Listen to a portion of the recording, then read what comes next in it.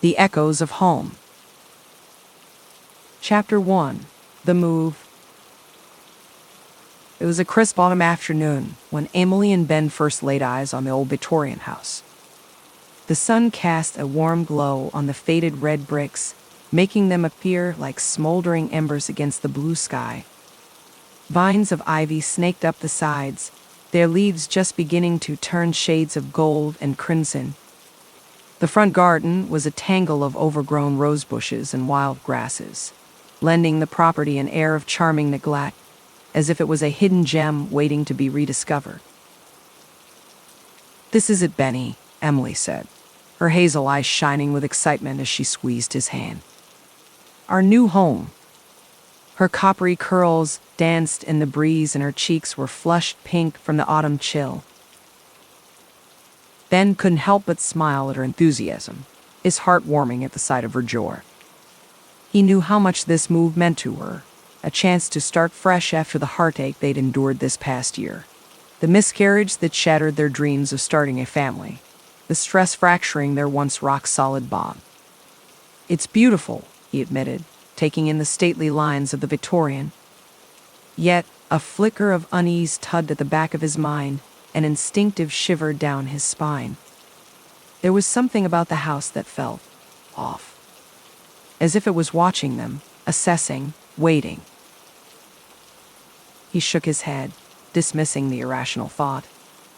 It was just the autumn air, the adrenaline of a new beginning casting his imagination into overdrive. He refused to rain on Emily's parade, to dim the light rekindling in her eyes. "Ready to go inside, love?" he asked, squeezing her hand in return. Emily practically skipped up the creaky wooden steps, dragging Ben along, her laughter echoing in the quiet street. She fit the old skeleton key into the lock, the heavy oak door swinging open with a groan. As they stepped inside, the grand foyer greeted them with soaring ceilings, intricate crown molding edged in gold, and a sweeping staircase curving up to the second floor. Dust motes danced in the slanting sunbeams that streamed through the stained glass transom window above the door, casting kaleidoscopic patterns on the scuffed hardwood floors. Even with the worn rug running down the center, the emptiness of the space echoing each tentative footstep, Emily could envision it as the heart of their home. She twirled around, her flowery skirt swishing about her knees as she took in every detail, the filigreed wallpaper, the Baroque chandelier dripping with cobwebs. "Can you believe we get to live here?" she breathed, her voice tinged with wonder. "It's like something out of a Jane Austen novel." Ben chuckled at that and pulled her close, pressing a kiss to her temple, the scent of her vanilla shampoo soothing his nerves. "I can't wait to make this place our own," he murmured into her hair, already mentally mapping out where they'd place their overstuffed couch, his father's antique writing desk, her easel by the bay window where the light was best. He could almost see their life unfolding here, lazy Saturday mornings in the kitchen, stolen kisses in the hallway as they passed, nights spent curled together in the bedroom upstairs. Emily leaned into his embrace, a content sigh escaping her lips as she laced her fingers through his. "It's going to be perfect, I just know it." Her smile reflected back at him, brighter than the sunbeams warming their faces. For a heartbeat, Ben almost believed it.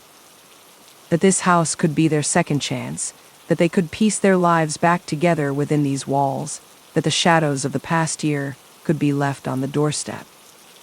But even as he returned her smile, even as he let the fantasy take root, deep down he knew the truth. Nothing was ever that simple. And this house, with its crooked half-smirk and secrets lurking in the dark, it had a history of its own, a tangled, twisted past that would soon smother their hopes, like the vines smothering the garden gate.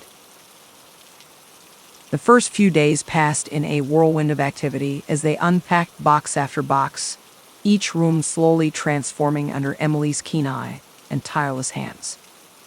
She flitted from space to space, her hair coming loose from her ponytail, errant curls framing her flushed face as she directed Ben where to hang this frame or place that lamp.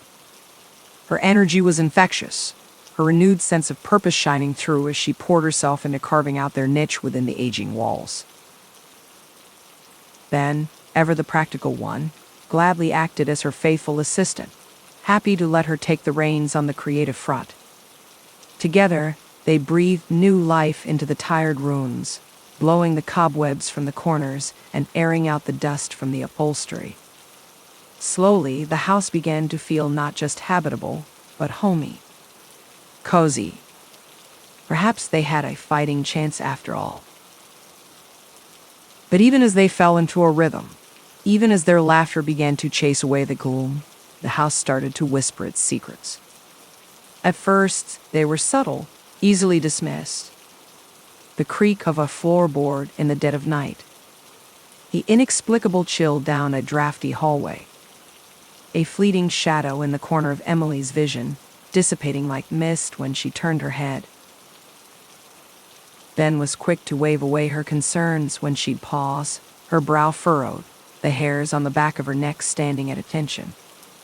"It's just an old house, Em," he'd say, his arms slipping around her waist, his touch soothing her frazzled nerves. "These places come with their quirks. Give it time, and it'll feel like home." Emily would nod, wanting so badly to believe him. It was just the stress of the move, the emotional weight of starting anew. She was jumping at shadows, seeing menace in the mundane. It would pass, surely. All she needed was time to settle in, time to make this house their own. The unease twisting in her gut would fade once they found their footing. But in the depths of the night, as they lay tangled together beneath the quilt, Emily found it harder to convince herself. The darkness seemed to press in from all sides, the old walls groaning like arthritic bones, the wind whistling through the cracks in the windowsills. Each innocuous sound amplified tenfold, echoing in the cavernous stillness. One night, just as she was drifting off, she thought she heard a faint rustling from the hall. A soft scrape, like fingernails against wallpaper. She tensed, the fine hairs on her arms rising, her breath seizing in her chest as she strained to listen. But as quickly as it had come, the noise faded, swallowed up by the creaks and sighs of the settling house. "Ben," she whispered, her heart pounding against her ribs. But her only answer was the even rhythm of his breathing, the warmth of his arms slung across her stomach.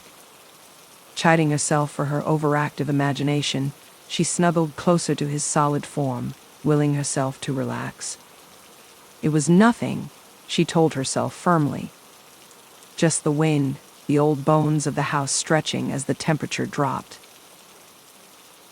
Yet even as she repeated the mantra, even as she matched her breaths to Ben's and let her eyes drift closed once more, she couldn't shake the feeling that something was wrong. That beneath the floorboards, behind the walls, the house was scheming, biding its time. Little did she know, that was only the beginning. That the house had already set its sights on her, already begun to spin its web, sticky and opaque. That with each passing day, it would draw her further in, revealing its darkest corners inch by inch. Until it was far too late to turn back. Chapter 2: The First Whispers. In the weeks following their move into the old Victorian house, Emily found herself perpetually on edge, her senses attuned to every creak and groan the aging structure emitted. The subtle disturbances that had initially seemed like mere quirks of their new home began to intensify, leaving Emily jumpy and unsettled. It began with small incidents that were easy to brush off. A book Emily had neatly placed on the mahogany shelf in the sitting room, inexplicably lying face down on the faded Persian rug below, or the heavy oak door to the master bedroom that she distinctly remembered latching before bed, now hanging slightly ajar, allowing a sliver of dim light to penetrate the gloom within. When she brought these occurrences to Ben's attention, he would wrap a reassuring arm around her shoulders, his warm breath tickling her ear as he murmured, "You're just getting used to the house, that's all. Old places like this have a mind of their own, creaking and shifting as they settle. It's nothing to worry about, Em." Emily wanted to believe him, to let his steadfast pragmatism soothe her frayed nerves. But she couldn't shake the prickling unease that crept along her spine and raised the fine hairs on the nape of her neck. In the periphery of her vision, she'd catch fleeting shadows slithering along the papered walls, there and gone between one blink and the next. Her heart would race, her breath turning shallow as she tried to convince herself it was just a trick of the light filtering through the lace curtains. One particularly restless night, as Emily went through the motions of her bedtime routine, a faint sound niggled at the edges of her awareness. Pausing with her toothbrush hovering near her foam-flecked lips, she cocked her head, straining to hear over the rush of blood pounding in her ears. There it was again, a sibilant whisper that seemed to dance upon the air, the ethereal utterance raising goosebumps along her arms. "Ben," she called out, her voice wavering and thready to her own ears. "Did you hear that?" Ben emerged from the en-suite bathroom, his damp hair mussed and a furrow forming between his brows. "Hear what, Em?" Emily swallowed hard, suddenly doubting her own senses. I thought I heard something, a whisper, maybe. It was so faint, like a breath exhaled right by my ear." She wrapped her arms around herself, suppressing a shiver. Ben's expression softened, a wry smile tugging at the corners of his mouth. He crossed the bedroom in a few long strides and enfolded Emily in his arms, the clean scent of his body wash and the solid warmth of him enveloping her. "Darling, I think all this talk of old houses is getting to you. It was probably just the wind whistling through a gap in the window frame, or a floorboard popping as the temperature changes. Nothing sinister, I promise." Sighing, Emily let herself melt into her husband's embrace, willing his presence to banish the unsettling sensation. But later, as she lay in bed listening to Ben's soft snores and staring into the pressing darkness, she couldn't quell the conviction that something was observing them, a watchful presence lurking just beyond the feeble illumination of the antique lamp on her nightstand. Morning brought with it a fragile sense of normalcy, the golden light of dawn spilling through the gap in the heavy drapes and chasing away the lingering shadows of the night. Stretching languidly, Emily slipped from beneath the rumpled covers and padded over to the walnut dresser, intending to select an outfit for the day. She froze, a startled gasp escaping her lips as she took in the sight of their framed wedding portrait lying face down on the dresser's surface. Cold prickles of unease marched down her spine as she reached out with a trembling hand to right the photograph. "Ben, come look at this," she said, her voice a thready whisper in the hush of the bedroom. The bathroom door opened, releasing a billow of steam as Ben emerged, a fluffy towel slung low around his hips. "What is it, Em?" he asked, striding over to join her. "The picture, it was turned over. I know I didn't do that." Emily's luminous eyes were huge in her pale face, a mixture of confusion and burgeoning fear swimming in their mossy depths. Ben studied the photograph for a long moment, his head cocked to the side. "That's odd. Maybe one of the cats knocked it over in the night. You know how Jinx likes to go on nocturnal explorations." He reached out and adjusted the frame, seemingly unbothered by its displaced position. But Emily couldn't dismiss it so easily. Her gaze darted frenetically around the room, alighting on the shadowed corners and landing on the closed closet door, as if expecting it to burst open and disgorge some nightmarish entity.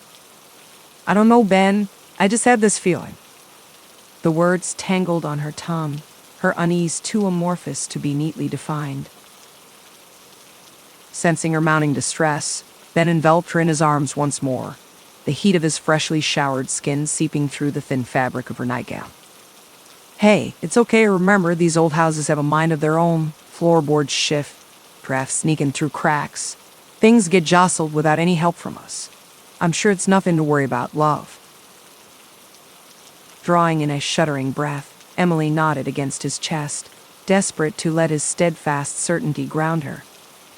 But as they went about their morning ablutions and the day's routines, the niggling sense of rawness continued to plague her, a lingering psychic residue that seeped into her bones and whispered of secrets yet to be unveiled. She did her best to push her unease to the periphery, focusing on the concrete tasks of settling into their new home, unpacking the last few boxes, finding homes for knickknacks and keepsakes, planning out the placement of furniture that had yet to arrive. And yet, no matter how hard she tried to immerse herself in the tangible present, she couldn't shake the skin-crawling sensation that they weren't alone, that some unseen force was observing their every move with keen interest. As the sun began its descent, painting the walls in shades of burnt umber and casting elongated shadows across the plush carpet, Emily found herself standing before the row of windows overlooking the expansive back garden. The ragged lawn stretched out in a sea of green and brown, punctuated by skeletal trees adorned with a few stubborn leaves clinging valiantly to gnarled branches. A thick curtain of mist was beginning to gather, wreathing the base of the distant tree line in gauzy tendrils of white. She was so absorbed in the melancholic scene that when the feeling of icy breath against her nape came, she almost dismissed it as a wayward draft.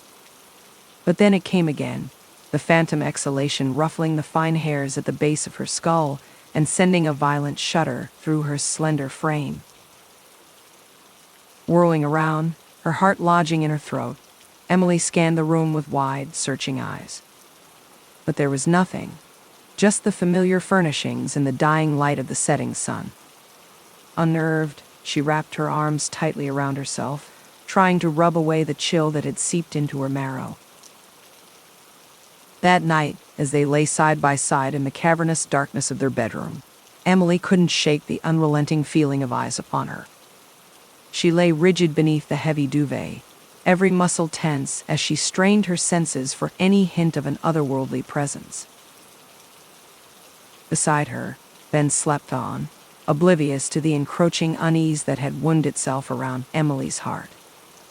His soft, rhythmic breathing was usually a balm to her restless thoughts, but tonight it only served to heighten her sense of isolation, as if she were facing this nameless dread utterly alone. As her eyelids grew heavy and the pull of exhaustion became impossible to resist, Emily felt herself slipping into an uneasy slumber. But even as sleep claimed her, she couldn't shake the bone-deep certainty that the house was only just beginning to reveal its long-buried secrets, that the whispers she'd heard were merely a prelude to the horrors yet to come. Little did Emily know, the true nature of their new home's dark history would soon make itself known in ways she could scarcely fathom. The whispers in the dark were only the beginning of their descent into a nightmare from which there might be no waking. Chapter 3: Escalating Tension. Over the next few weeks, the disturbances in the old Victorian house continued to escalate, leaving Emily increasingly on edge. At first, the changes were subtle. Emily would enter a room and pause, a slight frown creasing her brow. Something felt off, though she couldn't quite put her finger on it. Then she'd notice the antique vase that always sat on the mantel had somehow migrated to the floor, or the hefty leather-bound book Ben kept neatly shelved now sprawled open on the coffee table, its yellowed pages fluttering in an unseen breeze. "Honey, did you move this?"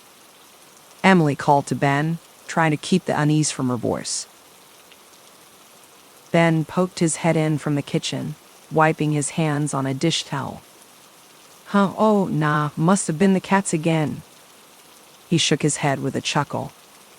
"Those little rascals are always getting into mischief, Or maybe it's just this old house settling. You know how it is with these Victorian beauties, they've got character. He flashed her that easy grin she loved so much and disappeared back into the kitchen, leaving Emily standing alone in the living room. She couldn't quite return his smile. The cats, curled up together in a patch of sunlight on the window seat, looked far too content to have been responsible for any mischief. And the house settling didn't explain the prickle at the back of her neck, the feeling of being watched. As the days wore on, Emily found herself jumping at shadows.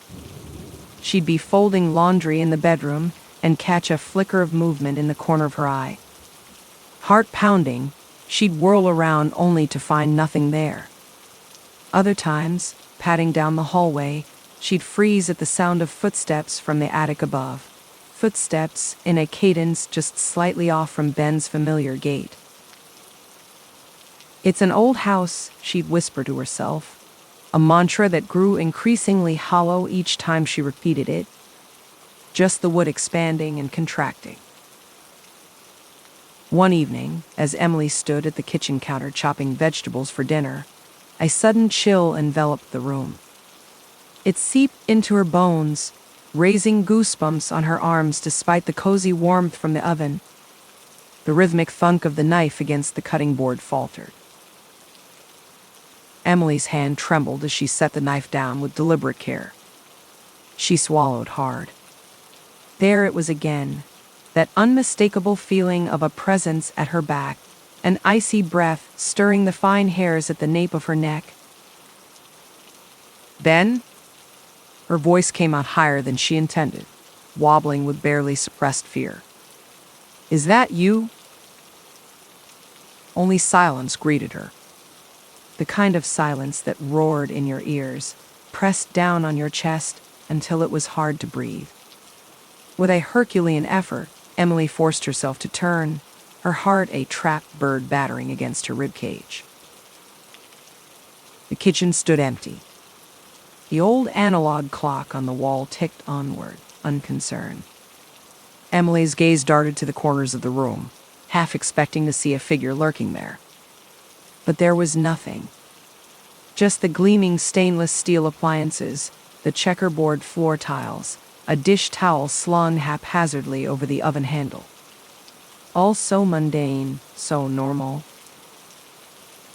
Emily drew in a shuddering breath, and then another. She braced her hands against the cool granite countertop, fighting the urge to laugh at her own foolishness. An overactive imagination, that's all it was. Too many late nights watching old horror flicks with Ben. Shaking her head, she reached for the knife, determined to finish prepping dinner before he got home from work. But as she turned back to the cutting board, she couldn't quite shake the clammy feeling of being observed, of measured eyes tracking her every movement. The hairs at the back of her neck prickled and stood on end. That night, lying in bed next to Ben's slumbering form, Emily stared up at the ceiling. Moonlight filtered through the gauzy curtains, painting silvery patterns across the plaster. But the beauty of it was lost on her. Her mind raced, replaying every odd occurrence, every unexplained chill and flicker in her periphery. It was all adding up to something she wasn't sure she was ready to acknowledge. Rolling onto her side, Emily studied Ben's profile, his face relaxed in sleep. He always looked younger like this, the lines of responsibility smoothed away. Her heart swelled with love for him, for this life they were building together. She hated the idea of tainting it with her growing unease. "Ben," she whispered, barely audible over the susurration of the sheets. "Ben, wake up." He stirred, blinking drowsily in the semi-darkness. "MPHM, what's wrong?" His voice was thick with sleep, but his hand found hers under the covers, giving it a reassuring squeeze. Emily bit her lip, suddenly feeling foolish. But the words came anyway, tumbling out in a rush. "I think there's something in this house," she breathed, the confession hanging heavy in the air between them. Something that doesn't want us here. Ben shifted to face her fully, propping himself up on one elbow. Even in the dim light, Emily could see the furrow between his brows, the concern in his eyes. Hey, he soothed, reaching out to brush a stray curl from her forehead. It's just an old house, and it's got its quirks, sure, but there's nothing to be afraid of. She searched his face, desperate to find reassurance there. But for the first time, she noticed the flicker of uncertainty in his gaze, the way it slid away from hers for just a fraction of a second. But what if it's not just quirks? Emily pressed. What if it's something more? The last word came out as barely a whisper, as if saying it too loudly would make it real. Ben was quiet for a long moment, the only sound the distant hum of a passing car on the street below. Then he gathered her close, tucking her head under his chin. Emily went willingly, curling into the solid warmth of him. And we'll face it, he murmured into her hair. Together, I'm not going anywhere, I'm not, ever. Nestling closer, Emily allowed his steady heartbeat to soothe her. But even as she started to drift towards sleep, lulled by the rhythm of Ben's breathing, a single icy tear tracked its way down her cheek, soaking into the pillowcase. In the morning, she told herself it was just a trick of the moonlight. Houses don't weep, after all. But in the depth of the night, cocooned in Ben's arms, Emily couldn't shake the certainty that their dream home was about to become a nightmare. That the house on Willoughby Lane was more than brick and mortar and Victorian flourishes. It had secrets, dark ones, and it was only a matter of time before they came to light. Chapter 4: Seeking Answers. In the days that followed, the disturbances in the old Victorian house only continued to escalate, leaving Emily increasingly unnerved. Shadows seemed to dance in the peripherals of her vision, dark shapes flitting past ornate doorways and up the grand staircase. Unexplained sounds jolted her from uneasy thoughts, the faint creak of weathered floorboards overhead when no one was upstairs, the muffled thud of an unseen object being moved in the next room. Even the air itself felt different, charged with a cold, prickling energy that raised goosebumps on Emily's arms. Ben, ever the pragmatist, remained steadfast in his attempts to rationalize the occurrences. One morning, as watery sunlight filtered through lace curtains, Emily found him examining the antique cupboards in the kitchen, running his fingers along the edge of the countertop. "See these gaps in the woodwork?" he said, glancing over with a reassuring smile that didn't quite reach his eyes. "It's an old house, the foundation's probably just settling, making things shift a bit. These places have a mind of their own sometimes." Emily wrapped her arms around herself, suppressing a shiver even as dawn burned away the night's chill. "I don't know, Ben, it feels like more than that, like there's something watchful, haven't you noticed?" He hesitated, gaze drifting to the window.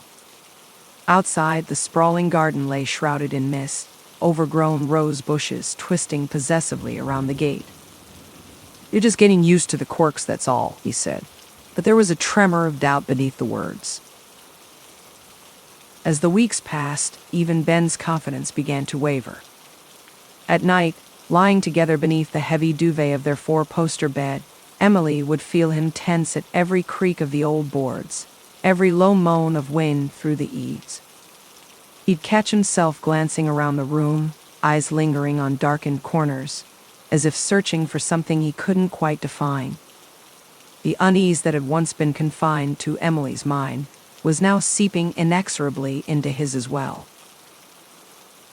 One evening, as they sat together in the high-ceilinged living room, a sudden chill swept through the space, making the hairs prickle on the back of Emily's neck. She shivered, pulling her loose cardigan tight around her. "Did you feel that?" she asked, voice barely above a whisper. Shadows pooled in the corners of the room, seeming to draw in around them. Ben nodded slowly, brow furrowed. Yeah, I did. He reached over to take her hand, long fingers entwining with hers. His palm was cold. It's okay, I'm here. Emily searched his eyes, desperate to find the same steadfast reassurance she'd always found there. But this time, behind the love and concern, she saw a glimmer of uncertainty, a crack in the armor of his unwavering rationality. Steeling her nerves, Emily reached into the pocket of her cardigan and pulled out a folded piece of newsprint, its edges soft and worn from how many times she'd pored over it. I've been doing some research on the history of this house, she began, gaze flicking down to the article before meeting Ben's eyes again. I think there might be more to it than we realized. Ben's eyebrows shot up in surprise. Research, Em? I thought we agreed not to dwell on this, to try to make a fresh start here. I know, but how can we move forward without knowing what we're dealing with? What if there's a reason for all these disturbances, something we need to understand? Her voice was plaintive, but determined. Ben sighed, fingers raking through his hair.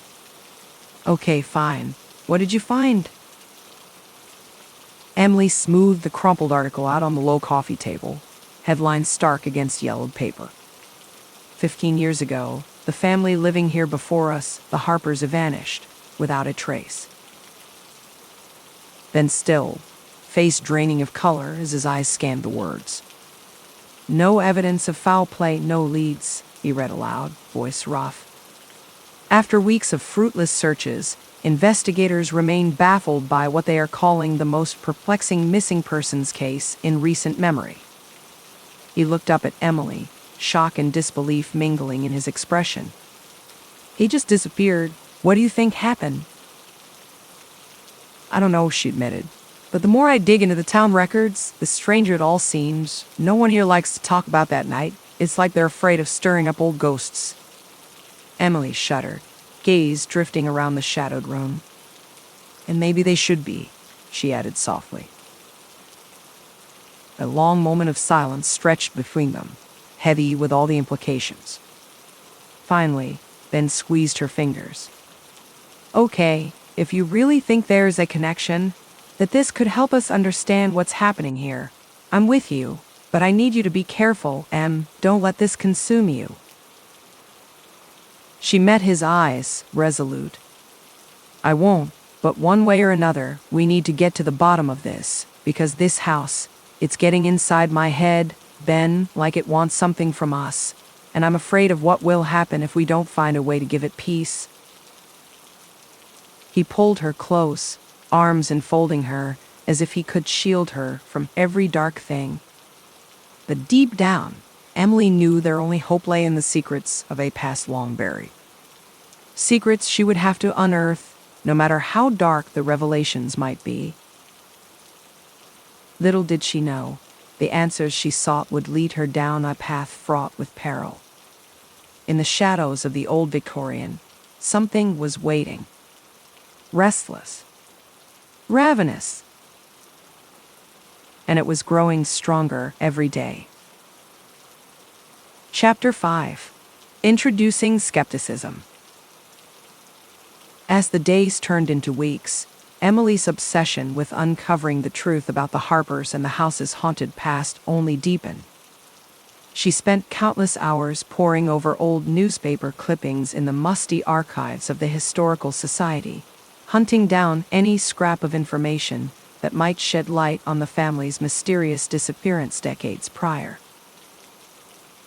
The librarian, an elderly woman with a tight bun and pince-nez glasses, regarded Emily with a mix of curiosity and unease as she brought stack after stack of yellowed papers to the long oak research tables. Seems like you've taken quite an interest in the Harpers, dear, she remarked one gray afternoon, peering at Emily over the rims of her spectacles. Most folks around here prefer to let sleeping dogs lie, if you catch my meaning. Emily met the librarian's gaze, a determined glint in her eye. I'm not most folks, Mrs. Davenport, And I don't think the dogs are sleeping at all. In fact, I'm pretty sure they're wide awake and prowling through my house at night." Mrs. Davenport clucked her tongue. "Be careful digging into the past, young lady. You never know what you might unearth." With those cryptic words, she shuffled back to her desk, leaving Emily alone with the ghosts of yesterday. Ben, try as he might to be supportive, found himself growing increasingly concerned about his wife's consuming preoccupation. He'd catch Emily staring off into the distance, her brow furrowed in concentration and her fingers worrying the frayed edges of old news stories. And he couldn't help but worry that she was spiraling further down a rabbit hole of unease. One evening, as they sat at the kitchen table picking at a lasagna that had long since gone cold, Ben reached across to cover Emily's fidgeting hands with his own. "Don't you think you're taking this a little too far?" he asked gently. "I mean, it's not like we have any actual proof that the house is haunted or cursed or whatever." Emily stiffened, her grip tightening on the piece of newsprint she'd been studying, a faded photo of the Harper family, their faces blurred and spectral. She could feel Ben's skepticism radiating off him like heat from a flame, and it sparked an ember of resentment in her chest. "Ben, you can't tell me you haven't noticed what's been happening here," she said, an edge creeping into her voice. The cupboards banging open in the middle of the night, that god-awful wailing sound coming from the attic, my hairbrush hurling itself across the bathroom. She shook her head, eyes pleading for him to believe her. To believe in her. There has to be an explanation for all of it, a reason, and I'm going to find out what it is with or without your help. Ben sighed, looking suddenly older than his 32 years. He stood and started pacing in agitation, shoes scuffing against the wood floors that Emily could have sworn were ice cold, despite the warmth of early autumn. "I'm not saying I haven't noticed things, Em," he said carefully, diplomatically. I don't know if we need to go jumping straight to, this house is haunted, and a ghost family is trying to kill us. I mean, it's an old Victorian, babe. It's probably just settling on its foundations. Old pipes clanging and wind whistling through cracks. That's all." But as the words left his mouth, a gust of sour, frigid air swept through the kitchen, extinguishing the cheerful candle flickering in the center of the table. The flames sputtered out with a hiss, a coiling plume of smoke, the only evidence it had ever been lit at all. Emily and Ben both shivered, an involuntary current of fear igniting their nerves. "You were saying?" Emily asked pointedly, one brow arched. Ben swallowed hard, trying to find a rational explanation and coming up empty. "Okay, that was weird," he admitted. "But that doesn't mean—" "What, Ben? Doesn't mean what? That there's something wrong here, something evil?" Emily's voice had risen, taking on a slightly hysterical pitch. The combination of exhaustion, anxiety, and the insidious dread that had been slowly poisoning her mind spilled over like an overflowing chalice of darkness. She could feel hot, desperate tears pricking at the corners of her eyes. "I need you to trust me on this," she implored, voice cracking.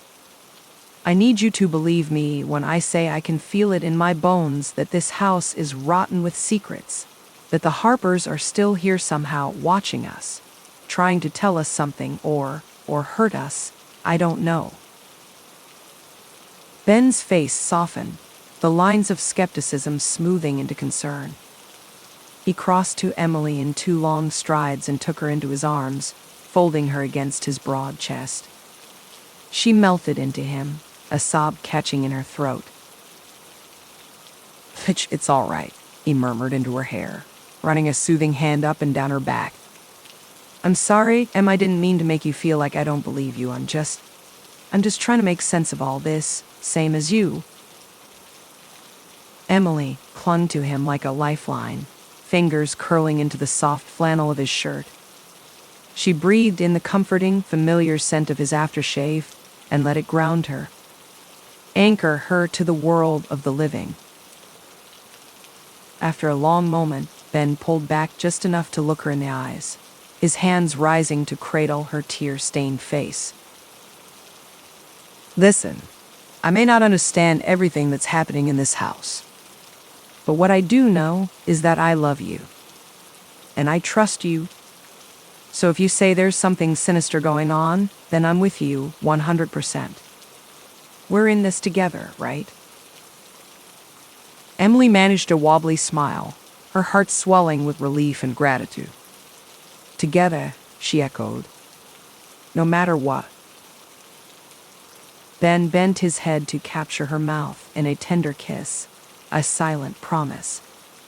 As they lost themselves in the momentary refuge of each other's arms, neither one noticed the dark, shadowy figure lurking just outside the kitchen window. It pressed a long-fingered hand against the glass, its touch leaving a spiderweb of frost in its wake despite the warmth of the night. Inside the house, an ancient grandfather clock began to chime the witching hour, but the sonorous bong sounded more like a death knell, tolling a warning. The young couple had no idea what they were up against, what malevolent forces they had awoken with their presence in the house on Larkspur Lane. The game was just beginning, and the Harper ghosts were ready to play for keeps. Little did Emily and Ben know, the house was just getting started. Chapter 6: The Historian. As the weeks wore on, Emily's determination to uncover the truth about the Harpers and the house's haunted past only grew stronger. Despite Ben's repeated pleas for her to let it go, she found herself drawn deeper and deeper into the mystery, like a moth to a flickering flame that threatened to consume her. One dreary afternoon, as rain pattered against the library windows and Emily sifted through musty old newspaper archives, a new lead presented itself. Tucked away in the corner of a yellowed article about the Harpers' disappearance was a faded mention of a local historian, Thomas Ellis, who had supposedly been involved in the initial investigation all those years ago. Emily's heart raced with excitement as she quickly jotted down the address, her pen scratching against the notepad. Gathering her belongings, she hurried out of the library, the wooden floorboards creaking under her determined steps. As she emerged onto the rain-slicked street, a gust of chilly wind whipped her auburn hair across her face. Emily pulled her coat tighter and made her way to the historic district at the edge of town, where time seemed to stand still. The building that housed the local historical society was a weathered, two-story structure, its faded red brick facade a testament to the passage of time. Tendrils of ivy snaked up the walls, as if nature was slowly reclaiming what man had built. Emily ascended the steps, the aging wood groaning beneath her feet. With a deep breath to steel her nerves, she grasped the tarnished brass doorknob and stepped inside. A musty smell, reminiscent of old books and forgotten memories, greeted Emily as her gaze swept across the dimly lit interior. Rows of dusty shelves lined the walls, crammed with leather-bound tomes and sepia-toned photographs in tarnished frames. Display cases showcased rusted farming tools and faded, hand-stitched quilts, relics of a simpler time. At the far end of the room, an elderly man sat behind a heavy oak desk, his wire-rimmed glasses perched precariously on the end of his nose as he pored over a stack of yellowed papers. The overhead light cast shadows across his weathered face, deepening the creases of age and experience. "Excuse me?" Emily approached the desk, her voice tentative as it echoed in the hushed space. "I'm looking for Thomas Ellis. Is he here?" The man glanced up, his sharp blue eyes shrewd and assessing behind his spectacles. He studied Emily for a long moment, as if trying to determine her intentions. "That would be me," he finally replied, his voice a low, gravelly rumble. "What can I do for you, young lady?" Emily swallowed hard, suddenly feeling like an intruder in this sanctuary of the past. Mr. Ellis, I've been researching the old Harper house, and I came across your name in an article about their disappearance. She leaned in, her hazel eyes intense with a desperate need to know. I was hoping you could tell me more about what happened. Thomas Ellis held her gaze, his expression unreadable. The silence stretched between them, broken only by the ticking of an ancient grandfather clock in the corner. The Harper case, eh? He said at last, a heavy sigh escaping his lips as he removed his glasses and set them aside. That was a dark chapter in this town's history, one I'd hoped to leave buried in the past where it belongs. A surge of apprehension rose in Emily's chest, but she pressed on, undeterred. Please, Mr. Ellis, anything you can tell me might help. I've been experiencing strange things in the house, unexplainable things, and I can't help but feel there's a connection to what happened to the Harpers. The old man's brow furrowed, a flicker of unease passing behind his eyes. Strange things, you say? He leaned back in his chair, the leather creaking, and studied Emily with renewed intensity. I suppose it was only a matter of time before someone else stumbled upon the terrible truth of that accursed place. Emily's heart pounded against her ribcage as she waited with bated breath for him to continue, the air heavy with unspoken secrets. After a weighty pause, Thomas Ellis reached for a battered leather-bound journal on the desk, his gnarled fingers brushing reverently over the cracked cover. The Harpers were a good family, you know, he began, his voice distant with remembrance. John Harper, a respected doctor, his wife, Lily, a pillar of the community, and their two bright-eyed children, always ready with a smile. He trailed off, a shadow passing over his careworn face. But there were whispers about the house, dark rumors that had followed the property for generations. Folks said it was haunted, cursed by some unspeakable evil. He shook his head, a troubled expression etched into the lines of his face. I never put much stock in ghost stories and superstitions, that is, until I saw what that wretched place did to the Harpers with my own eyes. Emily felt an icy chill slither down her spine, a sense of dread settling in the pit of her stomach. Haunted? What do you mean, Mr. Ellis? What happened in that house? The historian's aged eyes met hers, grave and haunted. It's a tragic tale, one that's been whispered about behind closed doors for decades in this town. Long before the Harpers ever set foot in that accursed house, another family vanished without a trace. The Blackwoods, their name was. Rumors swirled of dark rituals of a malevolent spirit that claimed them as retribution for their sins. He paused, his gaze distant as he lost himself in painful memories. I thought it nothing more than idle gossip and wild imaginings, until I witnessed the same terrible fate befall the Harpers. Emily's hands trembled slightly as she absorbed his chilling words, a sense of helpless desperation rising within her. Please, Mr. Ellis, I have to know what really happened to the Harpers, what became of them in that house. Thomas Ellis hesitated, a flicker of reluctance passing over his weathered features. With a heavy sigh, he flipped open the journal to a yellowed page covered in spidery handwriting. I was called upon to assist in the investigation, given my knowledge of the town's history and the house's sordid past. His voice dropped to a pained whisper. What I saw in that place, it defies all rational explanation. Cold spots that chilled you to the bone. Objects moving on their own accord. Sinister whispers in the dead of night. And the Harpers, once a picture of domestic bliss, reduced to paranoid shells of their former selves. The historian's haunted gaze locked with Emily's. One by one they vanished, plucked from the world of the living as if they never existed. The last to go was John Harper himself. I'll never forget the look of sheer terror on his face as he clawed at the walls, screaming about a vengeful spirit that had come to claim his soul. Thomas Ellis shuddered at the memory, his voice raw with emotion. By the time we broke down the door, he was gone, vanished into thin air like the rest of his family. And the house, it was as if the very walls had swallowed them whole, leaving no trace behind. Emily felt bile rise in her throat, her mind reeling from the horrifying revelation. "Dear God," she breathed. "And now I'm living in that same house, experiencing the same terrible things."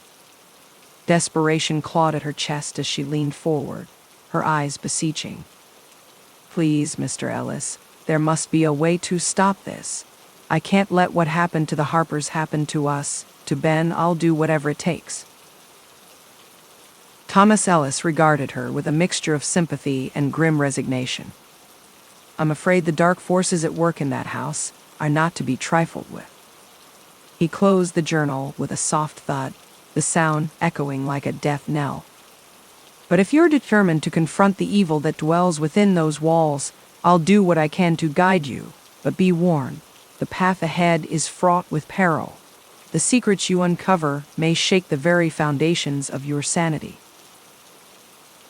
Emily drew in a shaky breath, steeling herself for the daunting task that lay ahead. "I don't have a choice, Mr. Ellis. I can't let that thing destroy my life, my marriage." Her voice trembled with a blend of fear and resolute determination. "Please, tell me where to start. What do I need to know to face this darkness head on?" As the historian began to share his knowledge, his words a lifeline in a sea of overwhelming dread, Emily felt a flicker of hope ignite within her. Armed with the truth of the house's tragic history and the tools to combat the malevolent spirit, she knew she had to fight for her very survival. But even as she left the historical society, a seed of doubt gnawed at the edges of her mind. Could she truly stand against the forces of evil that had claimed so many lives before her? Or was she destined to become another footnote in the house's grim legacy, forever lost to the hungry darkness that lurked within its walls? Only time would tell, as Emily ventured deeper into the heart of the haunting, ready to confront the vengeful spirit that threatened to consume her and everyone she held dear. The battle for her sanity, her love, and her very soul had only just begun.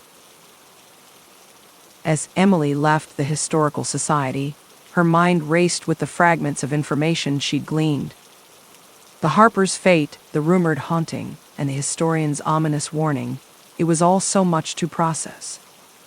But one thing was clear: she was more determined than ever to uncover the truth, no matter the cost.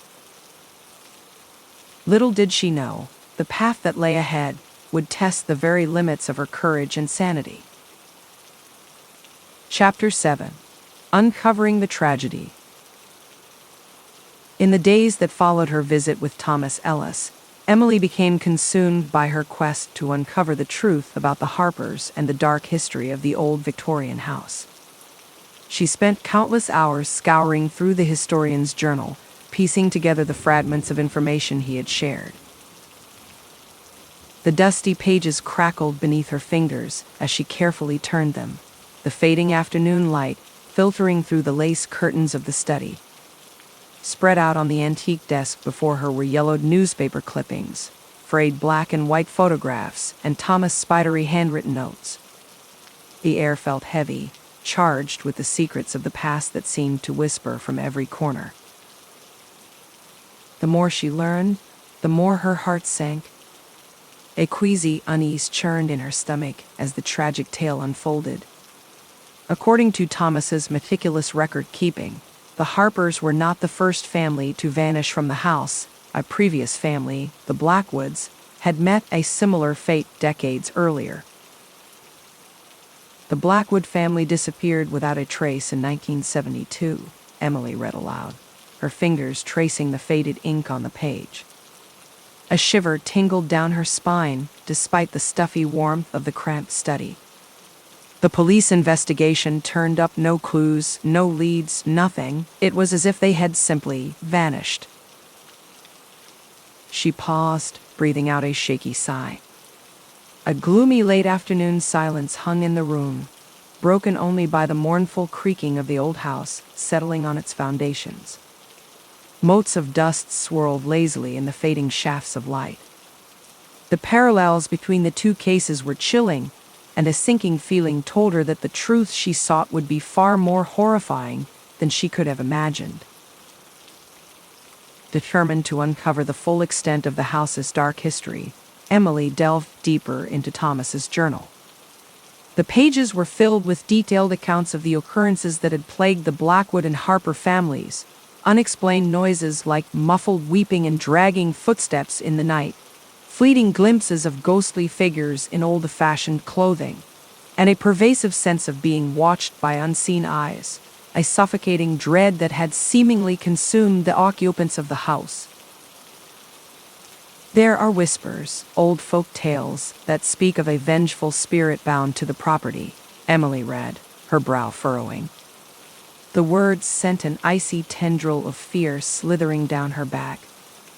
A malevolent force that feeds on the fear and despair of those who dare to call this house their home.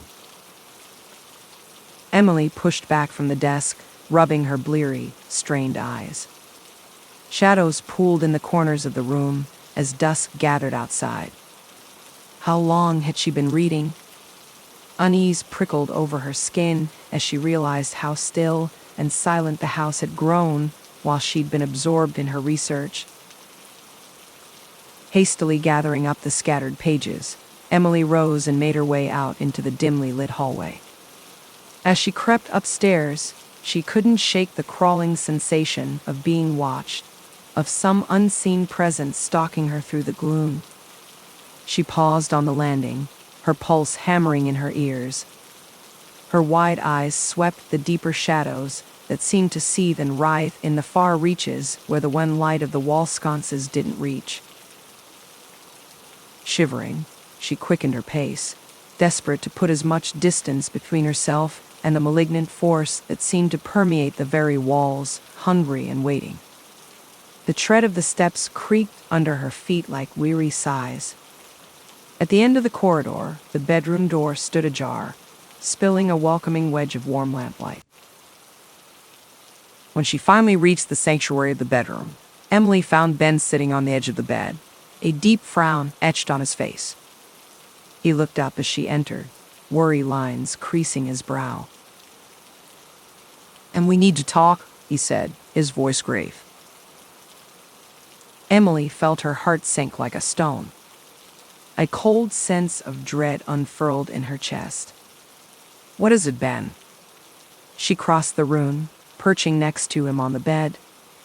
The mattress dipped beneath their combined weight. Ben took a deep breath, his gaze meeting hers with a mixture of concern and reluctance. He reached out to take her hand, his palm rough and warm against her clammy skin. I think you might be right about the house I mean." Emily's eyes widened in surprise, her grip tightening on his fingers. "You do?" Ben nodded, his Adam's apple bobbing as he swallowed hard. "I was in the attic earlier, looking for that old toolbox, and I found something." He reached into his pocket with his free hand and pulled out a worn photograph, the edges ragged and stained. He handed it to Emily, a look of trepidation on his face. As she studied the sepia-toned image, her breath caught in her throat. It was a portrait of a family, a stern-faced man with a waxed mustache, a one woman in a high-collared dress, and two somber young children, trapped forever in a moment of time, smiling wanly at the camera, oblivious to the horrors that would soon befall them. "The Harpers," Emily whispered, the words sticking in her throat. Her fingers trembled as they traced the time-faded faces behind the glass. Ben nodded solemnly, his jaw tight. "I did some more digging after I found it, and I think the stories you've been uncovering might be true." Emily felt a wave of dread wash over her, so powerful it left her lightheaded. She pressed her free hand to her chest, feeling the wild gallop of her heart beneath her breastbone. "What do you mean?" Ben's gaze was heavy with a mixture of fear and resignation. He squeezed her fingers as if trying to impart strength. "I think the house is haunted, really, truly haunted. And I think," his voice wavered, "I think we might be in more danger than we ever imagined." His words hung in the still air between them. In the uneasy hush, the old house seemed to hold its breath. As the weight of his revelation settled over them like a shroud, Emily knew with chilling certainty that they had reached a point of no return. The secrets of the old Victorian were about to be unleashed in all their terrifying reality, the shadows gathering in every corner poised to engulf them. She had a sinking feeling that they might not be prepared for what lay ahead. In that moment, with fear churning like ice in her veins and Ben's hand clutched tight in her own, Emily couldn't shake the sense of being watched by unseen, avid eyes, and that whatever malevolent force lurked in the bones of this house, it was eager for them to uncover its twisted secrets at last. Chapter 8. Growing Terror. In the days that followed their discovery of the Harper's portrait, the sense of unease that had been slowly building within the old Victorian house erupted into full-blown terror. The signs were subtle at first, easily dismissed by a pragmatic mind. A misplaced trinket here, a fleeting shadow there. But as the incidents multiplied, denial gave way to a sinking realization. Something was very wrong in their new home. Ben, once the steadfast voice of reason, found his conviction wavering in the face of the inexplicable. Late one evening, Emily found him standing in the dimly lit hallway, staring at the wall with a haunted expression. "What is it, honey?" Emily asked softly, placing a hand on his shoulder. Ben startled at her touch, then let out a shaky breath. "I thought I saw. No, it's impossible." He shook his head, but the fear lingered in his eyes. I think we need to get out of here. This place, it's not right. There's something wrong about it." Emily felt a chill run down her spine, but she forced a reassuring smile. "I know it's scary, but we can't just leave, not without knowing what happened to the Harpers and the Blackwoods too." She squeezed his hand. "We have to at least try to understand what's going on." Ben sighed, running a hand through his hair. "But at what cost, Em? I'm scared for you, for us. What if we're in over our heads here?" Emily had no easy answers. The unease that had once been confined to her mind now permeated every corner of their home. Doors slammed shut of their own accord, objects levitated and crashed to the floor, and disembodied whispers echoed through the halls, always just out of reach. One particularly restless night, as they lay tangled in sweat-dampened sheets, a sudden chill swept through the bedroom. Emily shivered, burrowing deeper into Ben's embrace. "Did you hear that?" she whispered, eyes wide in the darkness. Ben nodded, his body tense. "Yeah, it sounded like." "Footsteps," Emily finished, her heart hammering against her ribs. "And not ours." They lay frozen, barely daring to breathe as the oppressive silence stretched on. The air felt thick, heavy with an unseen presence. Emily's skin prickled with the uncanny sensation of being watched. The reprieve was shattered by a tremendous crash from the floor below. They jolted upright, pulses racing. "What the hell was that?" Ben hissed, throwing off the covers. Emily caught his arm, fingers digging into his skin. "Ben, wait, we don't know what's down there." But Ben was already up, jaw set with grim determination. "I have to check Em. I have to know what's going on." Emily swallowed hard, fear a bitter taste on her tongue. Steeling herself, she followed him down the creaking stairs, each step an eternity. The scene in the living room defied explanation. Shards of ceramic littered the hardwood, remnants of an antique vase. The coffee table had been upended, magazines strewn about like leaves after a storm. And in the center of the chaos, a single sheet of yellowed paper, edges crumbling with age. Ben reached for it with a trembling hand, but before he could grasp it, a gust of icy wind tore through the room, sending the page spinning away into the shadows. "Hello," he called out, voice cracking. "Who's there?" Only the groaning of the old house answered.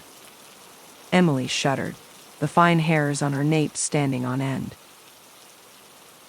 "Ben," she pleaded, "let's get out of here, please. I have a really bad feeling." Her words evaporated as a flicker of movement snared her attention. Slowly, dreading what she might see, Emily turned her head.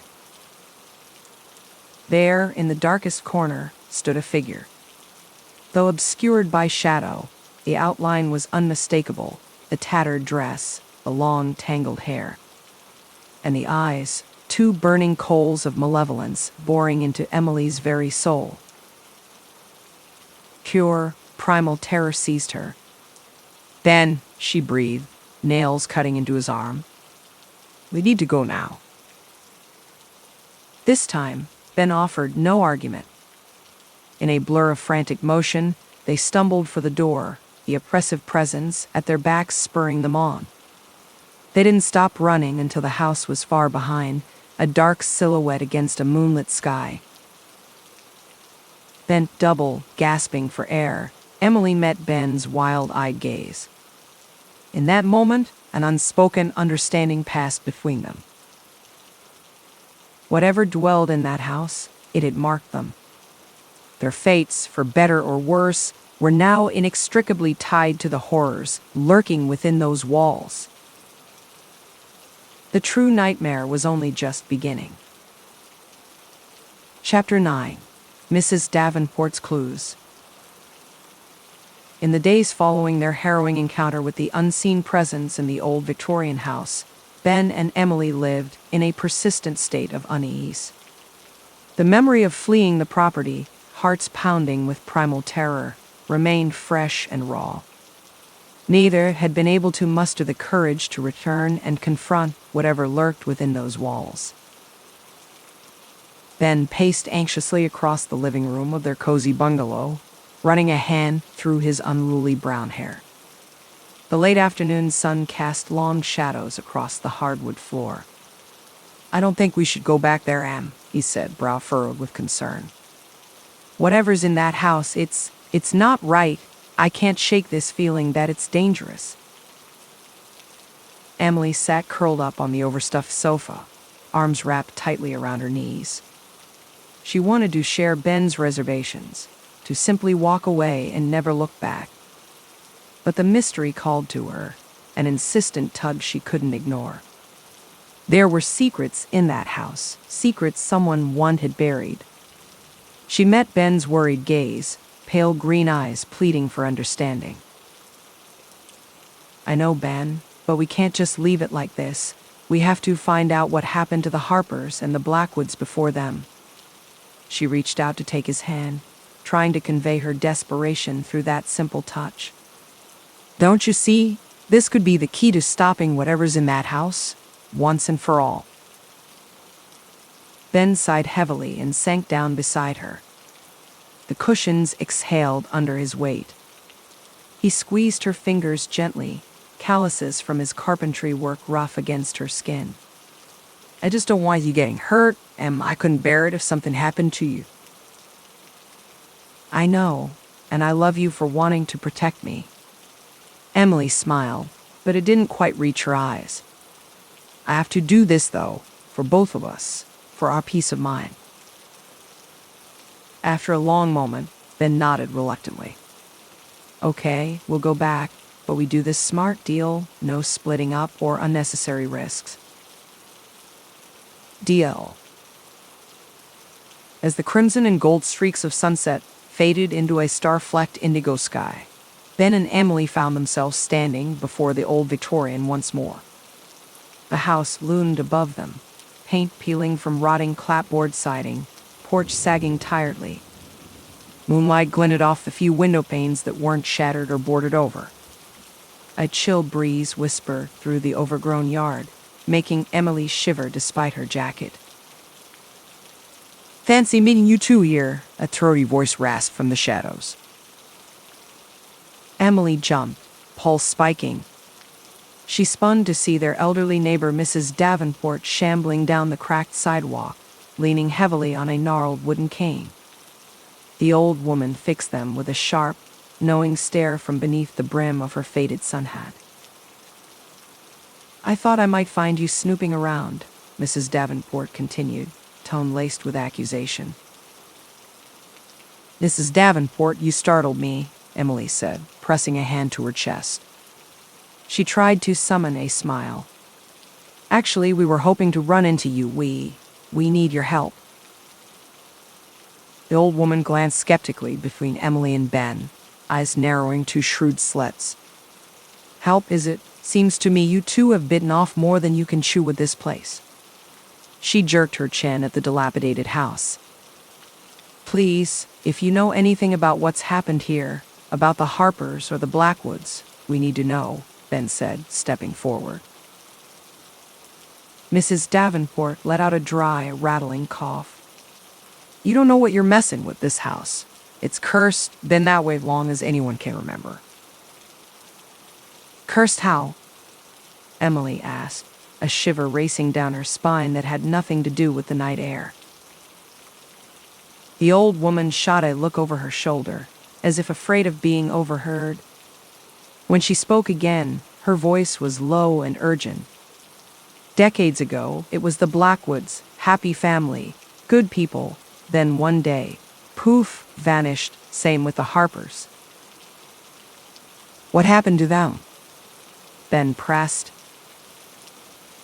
Mrs. Davenport shook her head. "No one rightly knows, but folks whisper about dark deeds, unnatural things." She fixed them with a steely glare. "There's a presence in this house, something wicked that don't care for trespassers."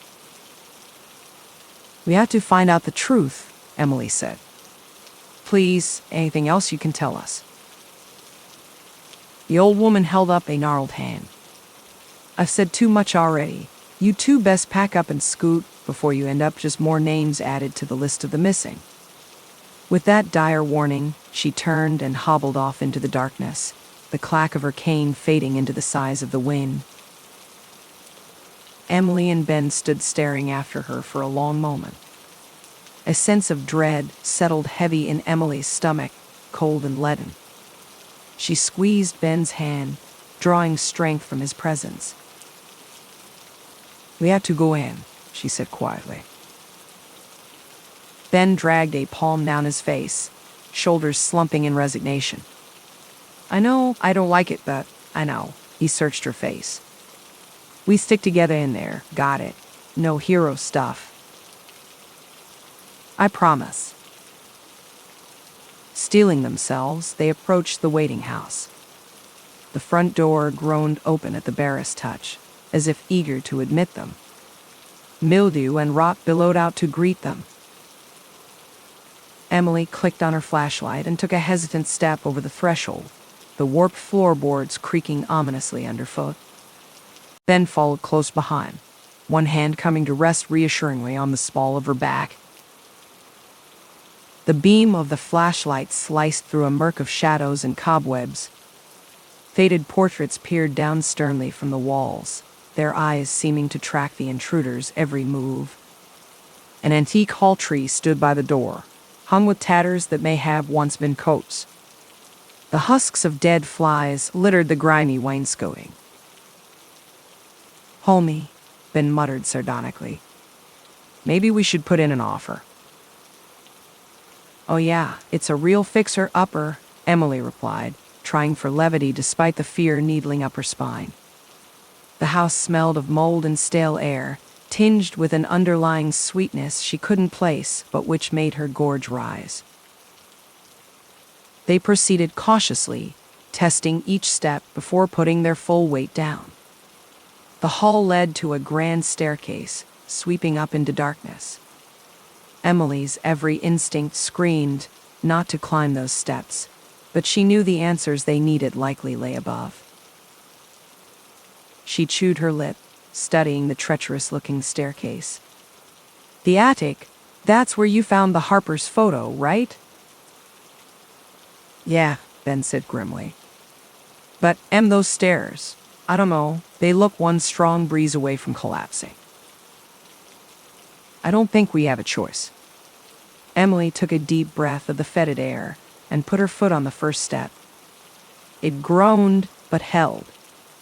Feeling slightly emboldened, she began to climb, aiming her meager light upwards. Ben muttered under his breath, but followed gamely. The steps sagged and shifted underfoot, releasing puffs of dust. The air grew thicker, pressing in close with a near, palpable weight. Oppressive darkness crowded the edges of the flashlight, eager to swallow the thin beam whole. After an interminable climb, they reached the top. Before them stretched a narrow corridor lined with several closed doors. Stagnant shadows draped every surface.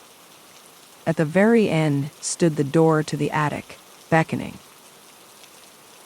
Emily's heart thudded painfully against her breastbone, her earlier bravado beginning to desert her. The hallway seemed to elongate before her eyes, attic door retreating into the distance. As if sensing her hesitation, the house chose that moment to emit an agonized groan, the walls shuddering around them. Somewhere below, glass shattered. Ben cursed and grabbed Emily's elbow. "I've got you," he assured her, low and urgent. "We're in this together." Drawing strength from his words, Emily nodded jerkily.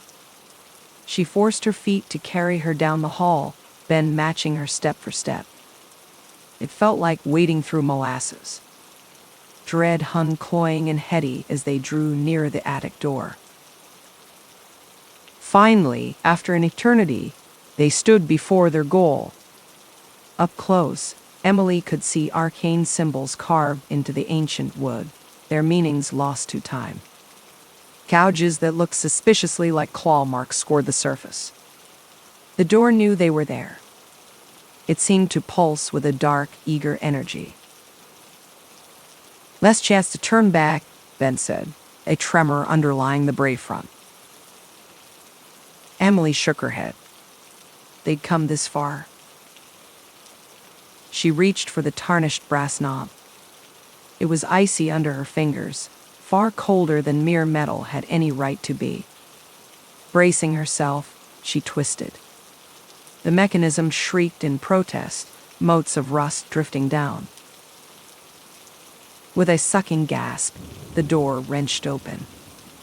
Breath caught in her throat, Emily aimed the flashlight inside, terrified of what she might find. The wavering beam fell upon a space choked with the detritus of generations. Moldering boxes and trunks lurked under yellowing sheets. A large, cloth-draped shape skulked in a corner that looked unsettlingly like some sort of mangled animal. The stench of aged rot was overwhelming, thick as incense. "Careful," Ben warned quietly as they crept inside. His hand never strayed from the small of her back, an anchor in a rising sea of terror. Dust stirred at their passing, floating through the flashlight beam like desiccated insects. A rattling cough from behind had them both spinning around, hearts in their throats. The flashlight revealed only mounds of Joan, shapes distorted by the play of light and shadow into looming menace. Emily tried to get her breathing under control. "Look." She swung the light to a gap between two towers of crates. A small writing desk hunched there, its surface bare except for a single leather-bound book. Ben frowned. "An old journal." Maybe it has some answers. Emily crossed to the desk. Up close, she could see that the journal's cover was cracked with age. Time and elements had not been kind to it, but it appeared intact. She picked it up in reverent hands and carried it to a sturdy-looking trunk. They settled side by side on the trunk's dusty lid. Emily carefully opened the journal, wincing at its brittle crackling. The first page bore a single name, inscribed in spidery script, Edward Blackwood. "It's the Blackwoods Journal," she confirmed, a thrill racing through her despite the dire circumstances. At last, a real clue. She turned the page. Dense lines of text marched across the yellowing paper, faded but legible. She angled the book to catch the light and began to read. "The house is not as it appears. We thought this a place of refuge, but now I fear we are prisoners of its malevolence.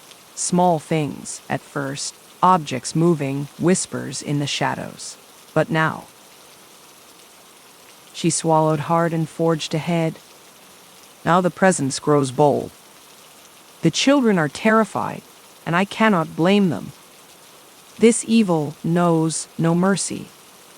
It shall not stop until it has had its pound of flesh. If any should find this, flee. Flee and never look back, lest you fall into its clutches as we have." The journal tumbled from her numb fingers as a wave of despair crashed over her.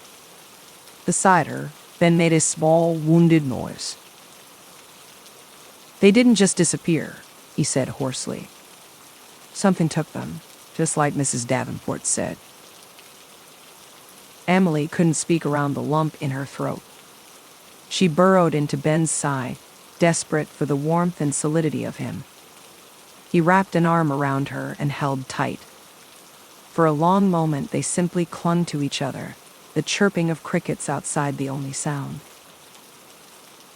Then, from the depths of the house, came a low, ominous creak, as if a great weight shifted in the bones of the place. A gust of colder air sighed over the back of Emily's neck, lifting the fine hairs there. Goose flesh rippled down her arms. "Ben," she whispered, dread tightening her chest. "I think it knows we're here." A floorboard groan. A faint, mournful murmur threaded through the dark, echoing up from below.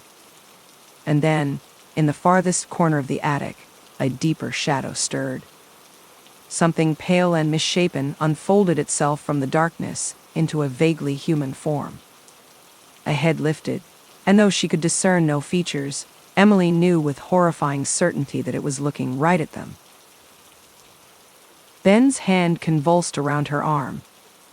Run!" They exploded into motion, fleeing for the attic door. Emily risked a glance over her shoulder and immediately wished she hadn't. The figure lurched after them, its movements jerky and unnatural. A thin, reedy wail slithered after them, worming into her head. It gibbered of sorrow and rage and a hunger that could never be sated. They careened down the stairs, taking them 2 and 3 at a time, hands pounding along cracked plaster walls for balance. The pursuing specter howled, an awful rising cacophony that seemed to shake the very foundations of the house. Portraits fell from their mountings with splintering crashes, shards flying. The front door loomed before them, seeming impossibly distant. Emily felt the icy breath of their pursuer on her heels, now nearly substantial enough to skim the back of her neck. Ben sprinted ahead and wrenched the door open, practically throwing himself across the threshold. He spun and grabbed Emily's hand, dragging her after him with desperate strength. They stumbled down the porch steps and across the weed-choked lawn, not daring to slow. The house's howls chased them, disconsolate and furious, begging them to return, to stay, to join it. But then they were beyond the property line, gulping clean night air, the terrible wailing fading reluctantly behind them. They staggered to a halt in the middle of the street, chests heaving. Emily collapsed against Ben, legs nearly giving out. He caught her and held fast, one hand rising to cradle her head to his chest. His heart-hammered hummingbird fast under her ear. "I've got you," he murmured over and over. "I've got you and we're okay." She wasn't sure anything would ever be okay again. They remained twined together under the unfeeling stars, the hulk of the house glowering balefully down at them. In its rotting walls, something twisted and hungry prowled, temporarily thwarted. Emily felt a sob building in her chest, clawing its way up her throat. She bit it back savagely. They weren't safe yet, maybe never would be again. This was so much bigger than they'd ever imagined. The house had claimed lives before. It had tried to add them to that tally tonight. And deep in her bones, in the darkest recesses of her mind, she knew this was not over. It was only just beginning. Chapter 10. Lost Trust. The days crept by like shadows in the old Victorian house, each one bringing with it a growing unease that settled over Ben and Emily like a suffocating blanket. They had fled to the safety of a hastily rented apartment, but even there, the revelation of the Blackwood's grim fate and the sinister presence that had haunted the property for decades lingered in their minds, an inescapable specter. Emily watched as Ben paced the confines of their temporary home, his footsteps echoing hollowly on the hardwood floors. The frown lines etched into his forehead seemed to deepen with each passing hour, his eyes distant and haunted. The once cozy apartment now felt claustrophobic, the walls pressing in on them, a constant reminder of the horrors they had witnessed.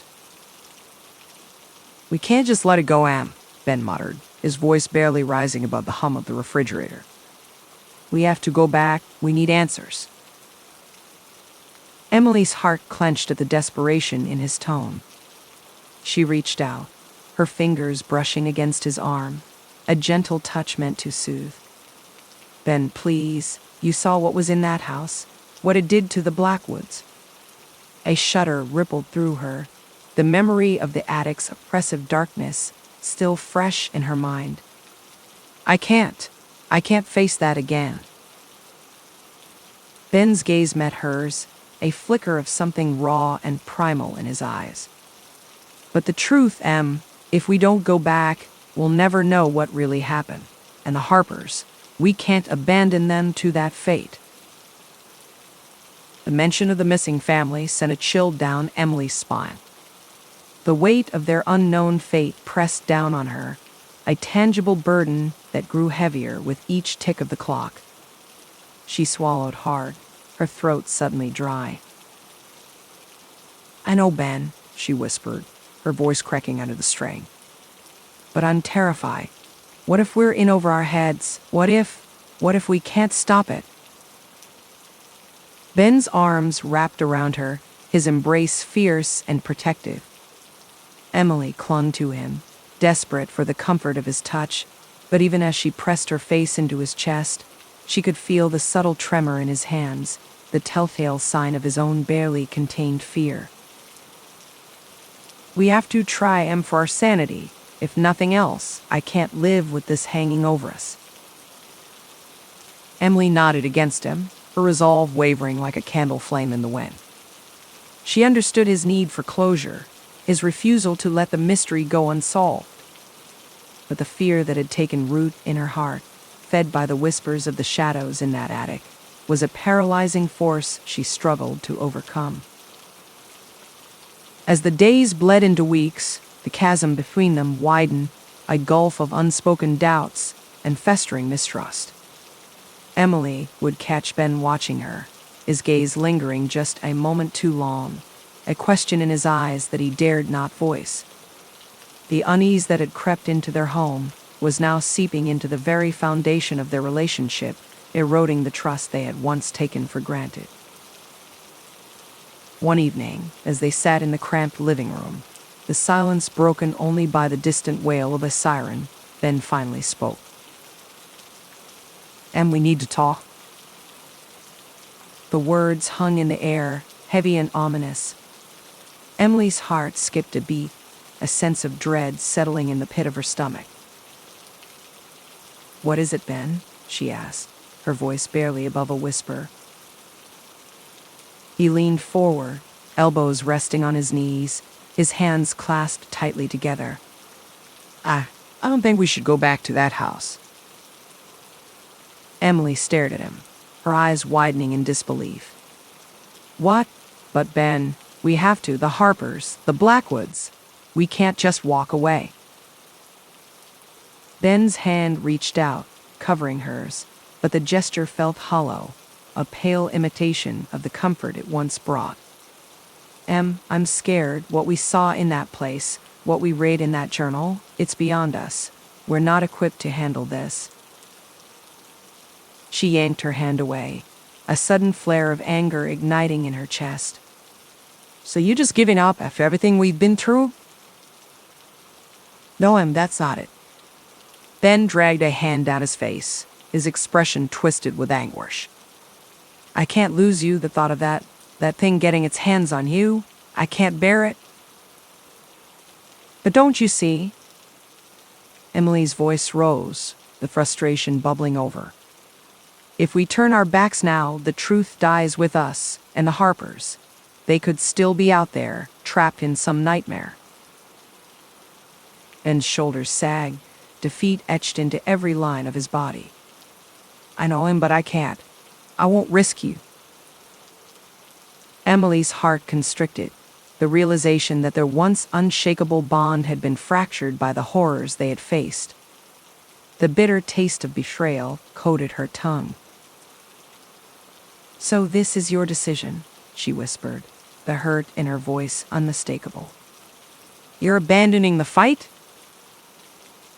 Ben's hand twitched, as if he longed to reach for her again, but something held him back.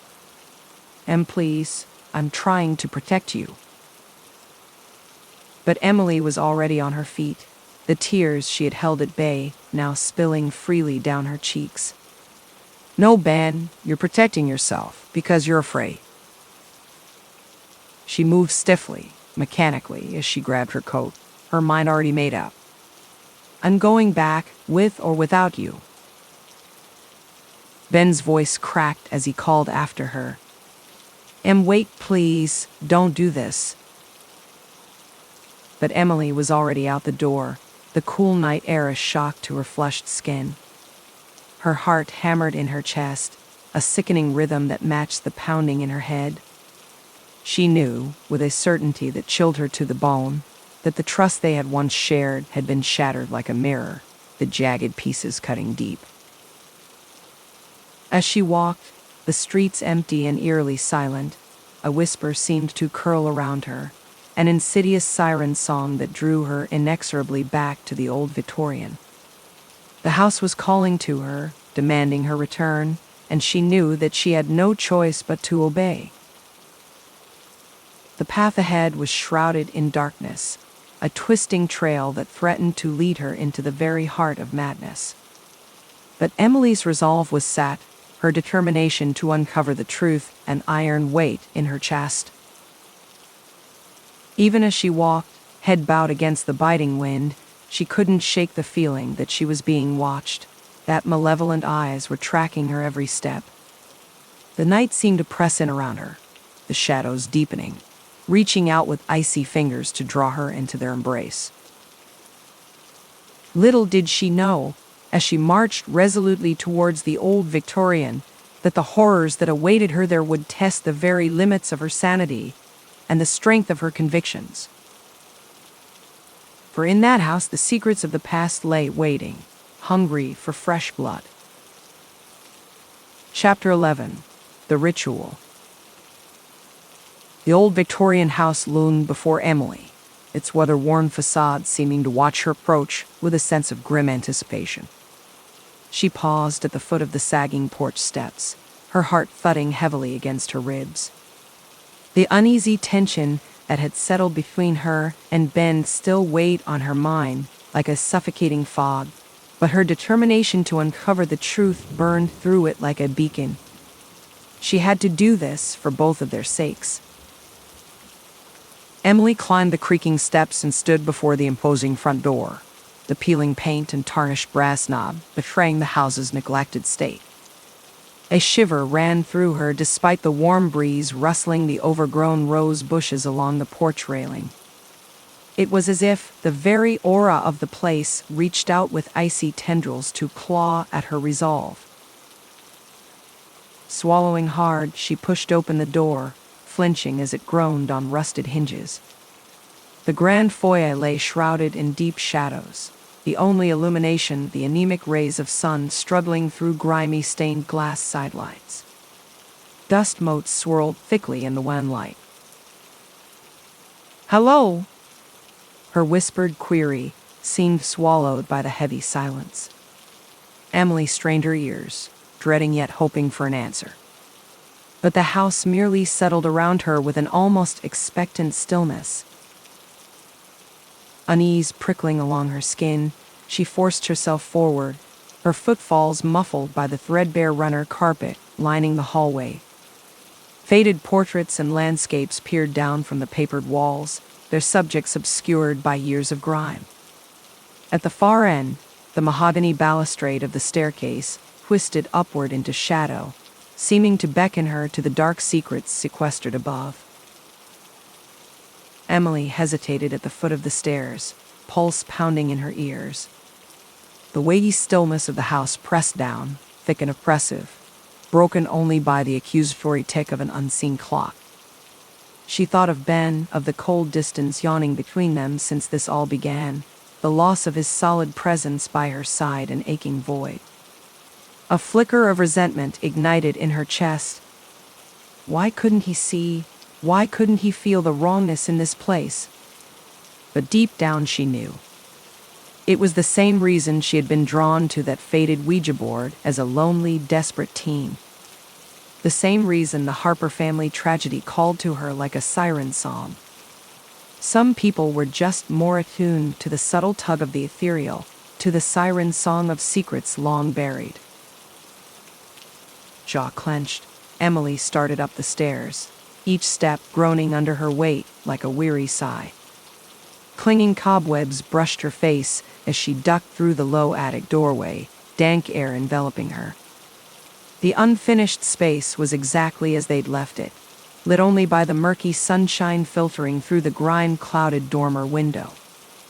Dust lay thick over every surface, stirred only by the darting paths of skittering mice. And there, on an old steamer trunk, Emily froze, heart lurching into her throat. The journal was gone, the indented surface where it had rested now bare. Cold fear washed through her veins as her eyes frantically scanned the cluttered room. Could Ben have taken it, finally driven to investigate on his own? But no, even through their rift she knew he would have told her. As her gaze swept the far corner, her breath seized in her lungs. There, perched atop a rickety end table, lay the weathered journal. It was open to the center, pages fluttering gently as if stirred by an unseen hand, beckoning. Emily approached warily, the susurration of her footsteps seeming unnaturally loud in the watchful quiet. Gooseflesh rippled along her arms as she reached for the open pages, a tingle-like static sparking across her fingertips as they met the brittle paper.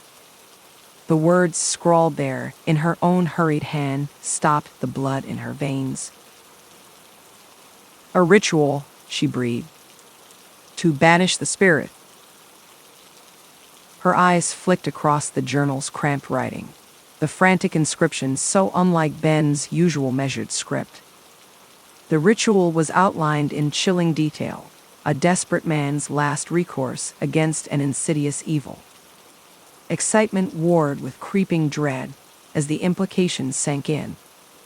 This could be their salvation, a way to expel the malevolence that had sunk its claws into their lives. Yet the warnings of the dark potential for it to backfire the unknown consequences lying in wait, twisted her stomach into icy knots. "I have to try," Emily whispered, resolve hardening her words even as her hands trembled around the fragile pages. There was no other choice. She had to see this through, no matter the cost. For her sake, and for Ben's.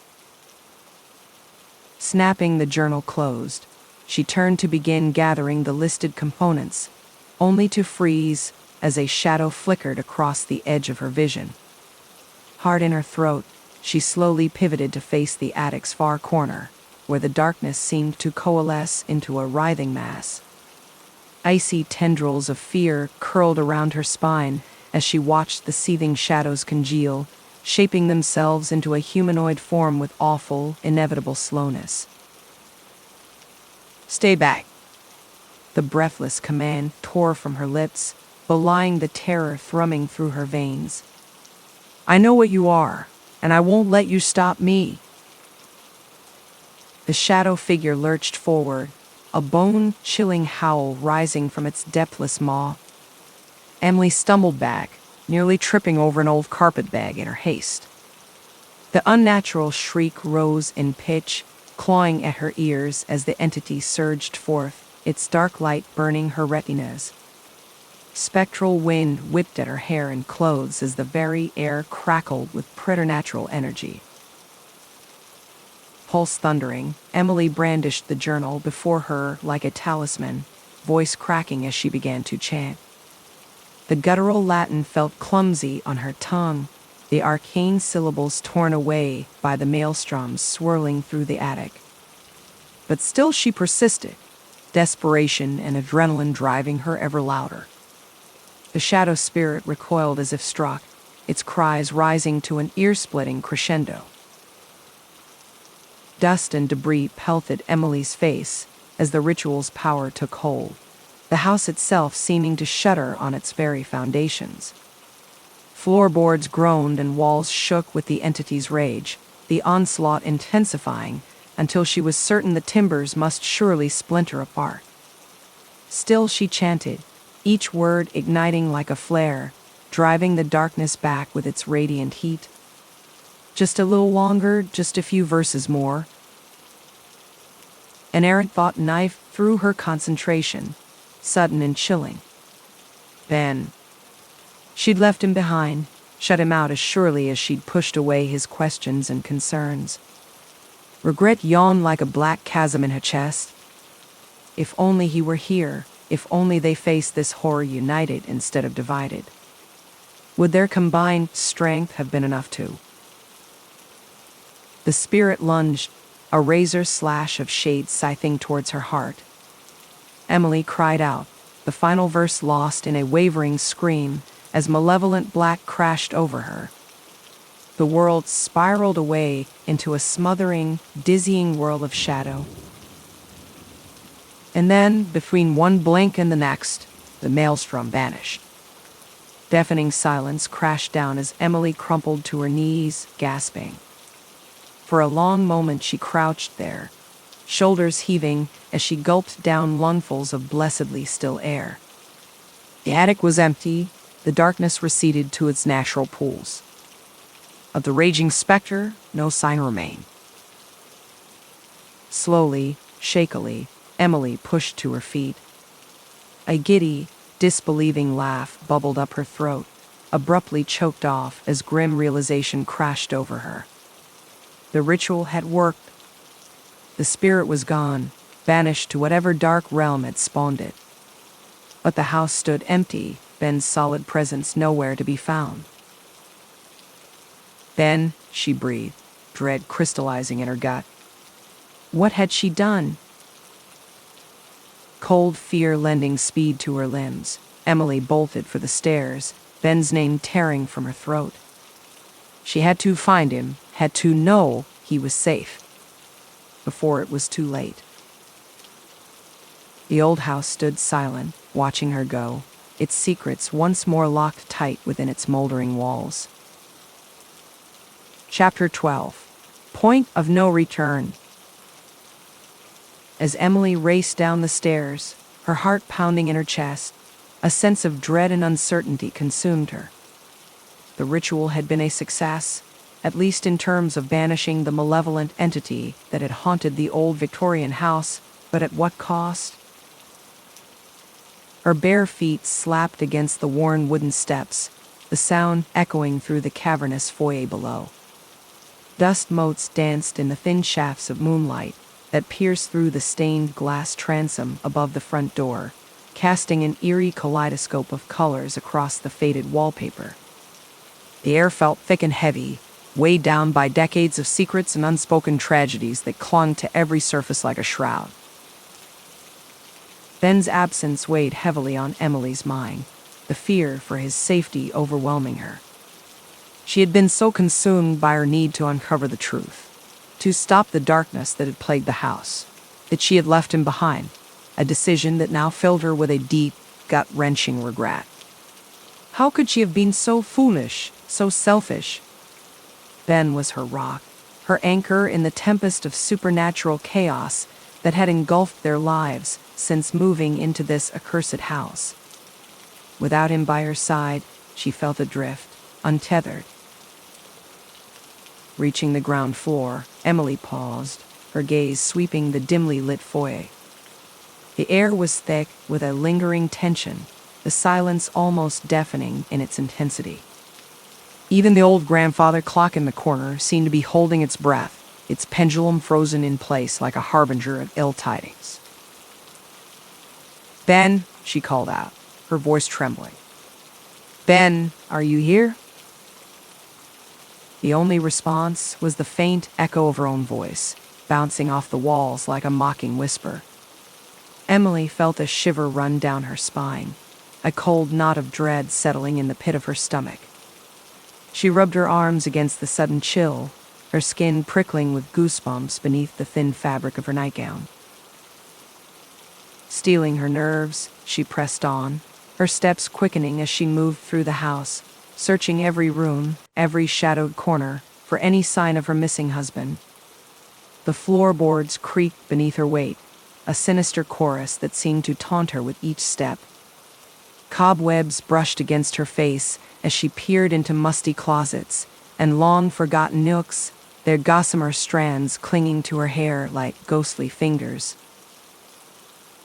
As she reached the kitchen, she paused, her breath catching in her throat. There, on the floor, a single drop of crimson stood out against the pale tiles, glistening in the dim light. Emily's heart seized at the sight, a wave of icy fear washing over her.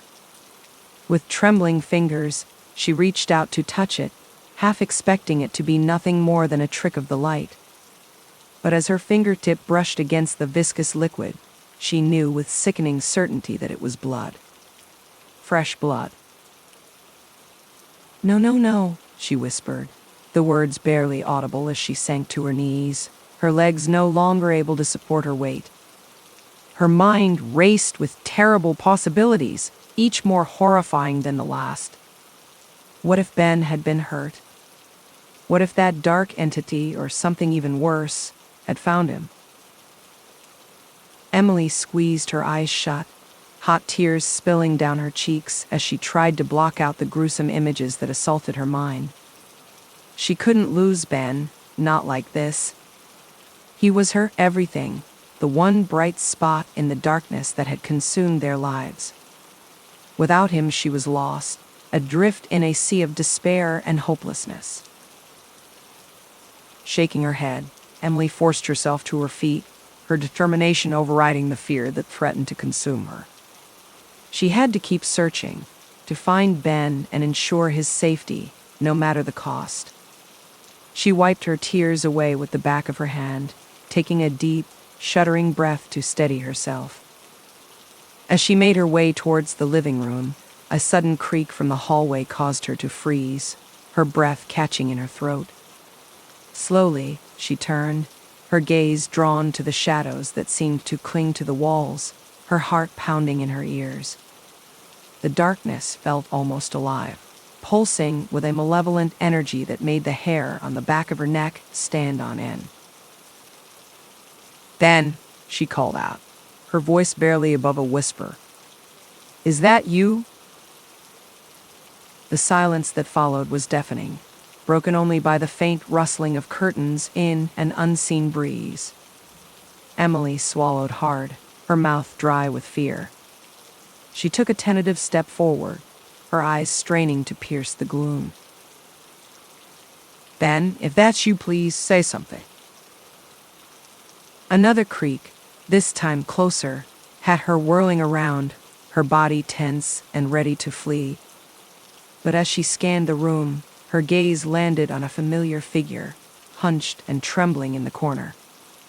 Relief flooded through her, so intense it made her dizzy.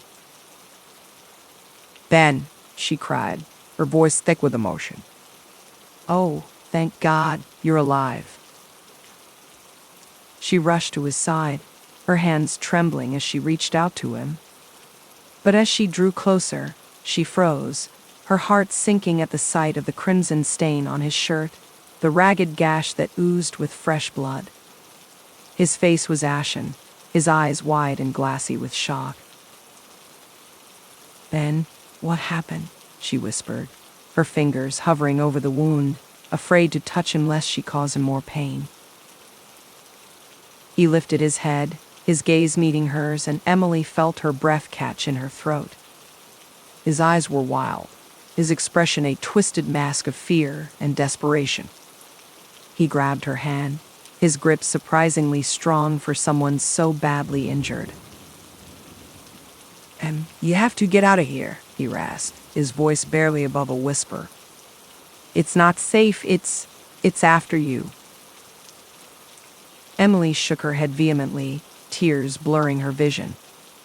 "No, Ben, I'm not leaving you. We're in this together, remember?" A sudden movement in the shadows had them both freezing, their gazes drawn to the corner of the room. There, a dark, amorphous shape began to coalesce, its features indistinct but undeniably menacing. The temperature in the room plummeted, their breath misting in the air before them. Emily felt a surge of terror course through her, but she refused to back down, her grip on Ben tightening. "Whatever it is, we can face it together. I'm not giving up on you, Ben, not now, not ever." Ben's hand shot out, his fingers closing around her wrist with a desperate intensity. "And please, you have to go at once, it's been after you all along." Emily shook her head, her eyes glistening with unshed tears. "No, Ben, I can't leave you, I won't. We're going to get through this, both of us." The entity seemed to draw closer, its presence palpable and overwhelming, and Emily felt a surge of defiance coursing through her veins. Reaching out, she intertwined her fingers with Ben's, her grip unwavering. She could feel the steady thrum of his pulse beneath her fingertips, a reminder that he was still with her, still fighting. "I love you, Ben," she whispered, her voice thick with emotion. "And I'm not going to let this thing take you from me." In that moment, a spark ignited within her, a glimmer of hope that refused to be extinguished. She knew, with unwavering certainty, that their love, their bond, was the key to overcoming the darkness that threatened to consume them. It was a light in the shadows, a beacon guiding them home. As the entity loomed closer, Emily steeled her nerves and began to recite the ritual once more, her voice strong and determined. The words flowed from her lips like a prayer, a desperate plea to the forces of light to aid them in their darkest hour.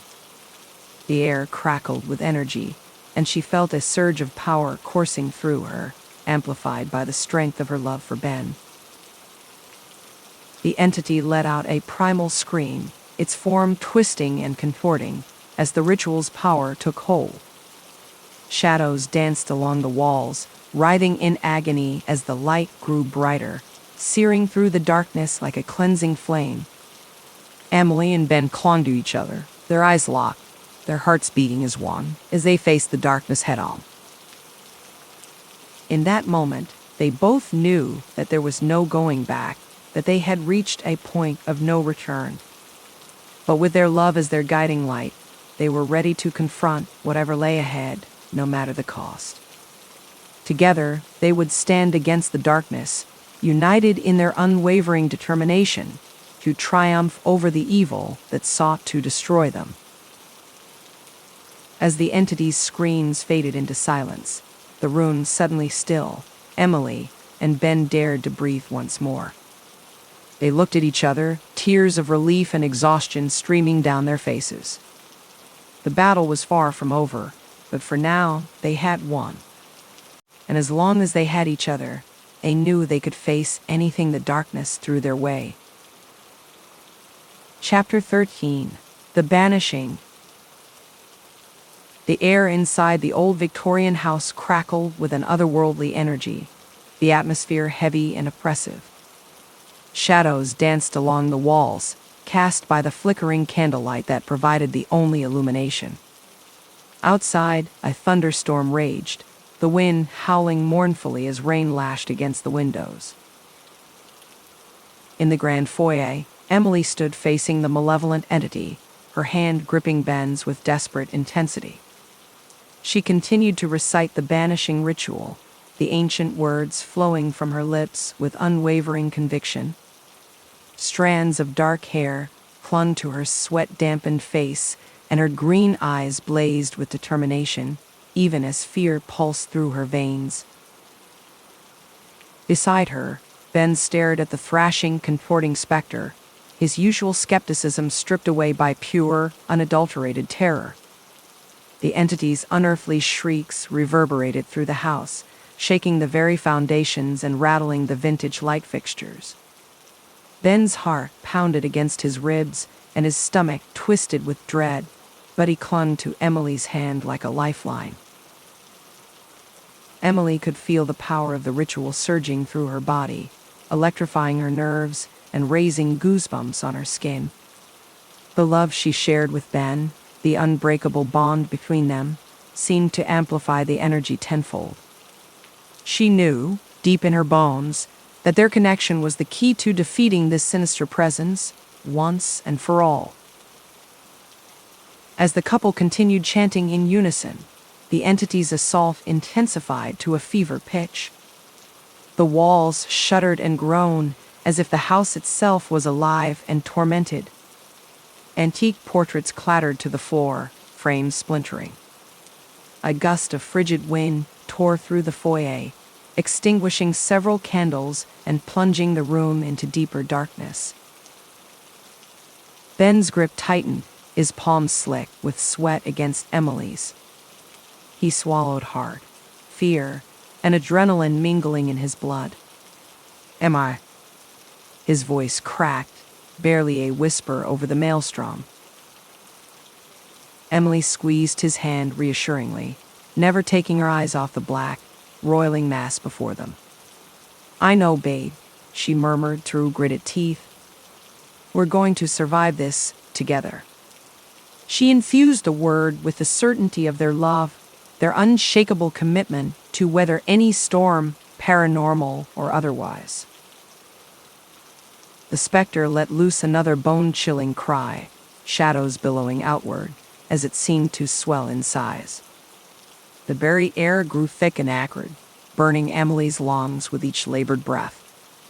An overwhelming sense of malice emanated from the entity, a seething hatred that yearned to consume the couple whole.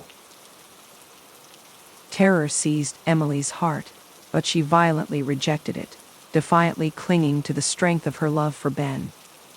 With renewed vigor, she raised her voice, nearly screaming the words of the ritual. The tumultuous energies buffeted her slight frame, threatening to bring her to her knees, but she planted her feet and weathered the onslaught. Ben joined his voice with hers, their words intertwining into a harmonic plea that pierced the chaos. The ritual reached a crescendo, the very air shimmering with barely restrained power. Emily's skin tingled, every hair standing on end. A spark of hope ignited in her chest. They could do this. They could banish this nightmarish entity back to the abyss.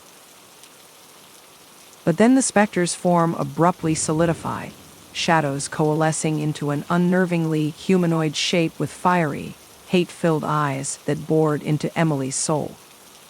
A new wave of fear crashed over her, chilling her to the marrow. "Ben," she screamed, her voice raw with horror. "It's coming for me." Ben pulled her close, shielding her with his body even as abject terror radiated from his trembling frame. "Keep going, Em, we're almost there."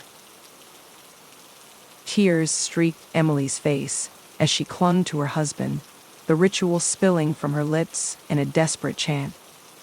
The specter surged forward, ethereal arms outstretched, grasping. Emily squeezed her eyes shut, bracing for an impact that never came. Instead, she felt something shift inside her, a warm glow blossoming in her chest and radiating outward. "Ben," she gasped, eyes flying open as realization struck like divine lightning. "Our love, it's the answer." Without hesitation, she cupped his face in her hands and kissed him fiercely, a scorching, passionate collision of lips, tongue and teeth. The entity recoiled as if burned, unleashing an ear-splitting howl.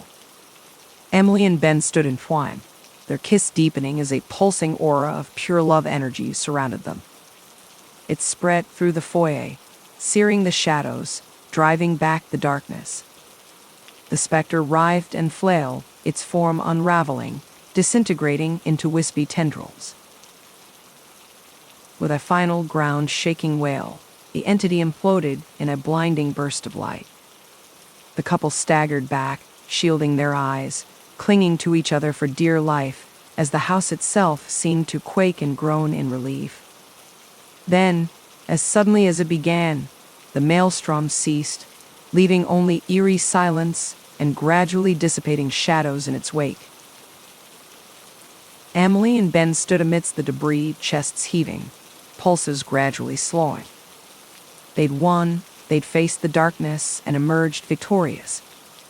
But as Emily pulled back to search her husband's face, I knew anguish seized her heart. The gash on his chest, sustained during the battle, still oozed crimson. "You're wounded," she choked out, fingers trembling as she traced the torn fabric of his shirt. Ben mustered a weak, crooked smile. "Just a scratch and I'm all right."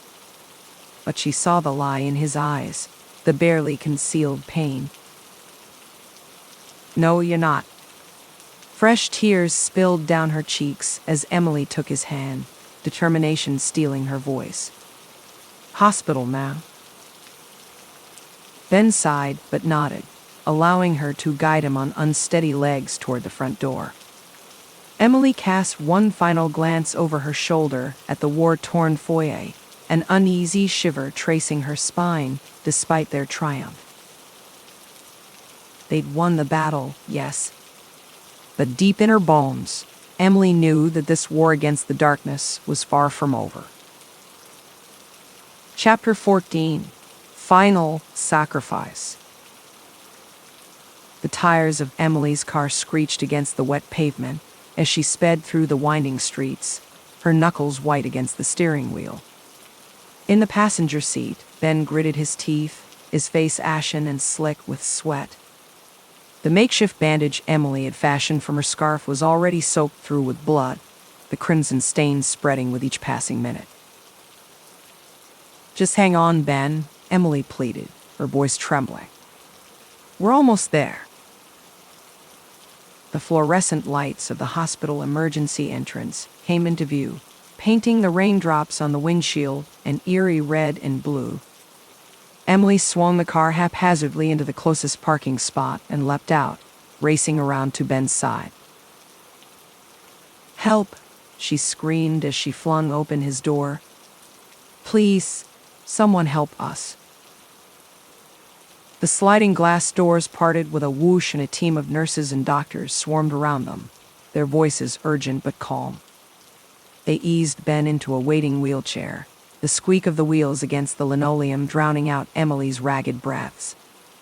She tried to follow, as they rushed him down the sterile hallway, but a gentle hand on her arm held her back. "Let them work, honey," a kind-faced nurse said. "We'll take good care of him." Emily could only nod, hot tears stinging her eyes as she watched Ben disappear behind a set of swinging double doors. She paced the waiting room, her mind reeling. The ghastly face of the entity that had tormented them flashed before her eyes, its soulless gaze seared into her memory. Had they truly defeated it? Or was this only a momentary reprieve before it returned, stronger and more vengeful than ever? Time seemed to warp and stretch, minutes bleeding into hours, as Emily wore a path in the generic gray carpet. Finally, a weary-looking doctor emerged, his surgical cap crumpled in his hands. Emily's heart seized in her chest. "Miss Winters?" he asked, his voice low and measured. "Yes," Emily managed, her throat tight. "Is he?" "Your husband is stable," the doctor assured her. "The wound was deep, but fortunately it missed any major arteries. We've stitched him up and given him a transfusion. He's resting now." The relief hit Emily like a physical blow, her legs nearly buckling beneath her. "Thank God," she breathed. "Can I see him?" The doctor nodded. "Of course, room 212 just down the hall, but keep it brief. He needs his rest." Emily barely heard the last words as she sprinted down the corridor, her sneakers slapping against the tiles. She burst into room 212, the door rebounding off the wall with a bang. Ben lay motionless in the bed, his dark hair stark against the crisp white pillow. And 4 drips snaked from his arm, the steady beep of the heart monitor, the only sound in the room. Emily approached him tentatively, her hand hovering just above his, afraid to touch him lest he shatter like glass. "Ben," she whispered, her voice cracking. His eyelids fluttered, then opened, hazy with medication but achingly familiar. "Em," he croaked, his lips quirking in a weak smile. "You're a sight for sore eyes." Emily let out a watery laugh, perching gingerly on the edge of his bed. "You had me worried sick, you know that?" "Hey, it's not like I planned this," Ben protested, wincing slightly as he shifted. "Though I've got to say, the service here is top-notch." Emily swatted his arm gently, a sob catching in her throat. "This isn't funny, Ben, you could have..." She trailed off, unable to give voice to the horrible possibility. Ben's expression sobered. He reached out and twined his fingers with hers, his thumb brushing softly across her knuckles. "But I didn't," he said quietly. "We made it, and both of us." Emily stared down at their joined hands, a tear slipping down her cheek.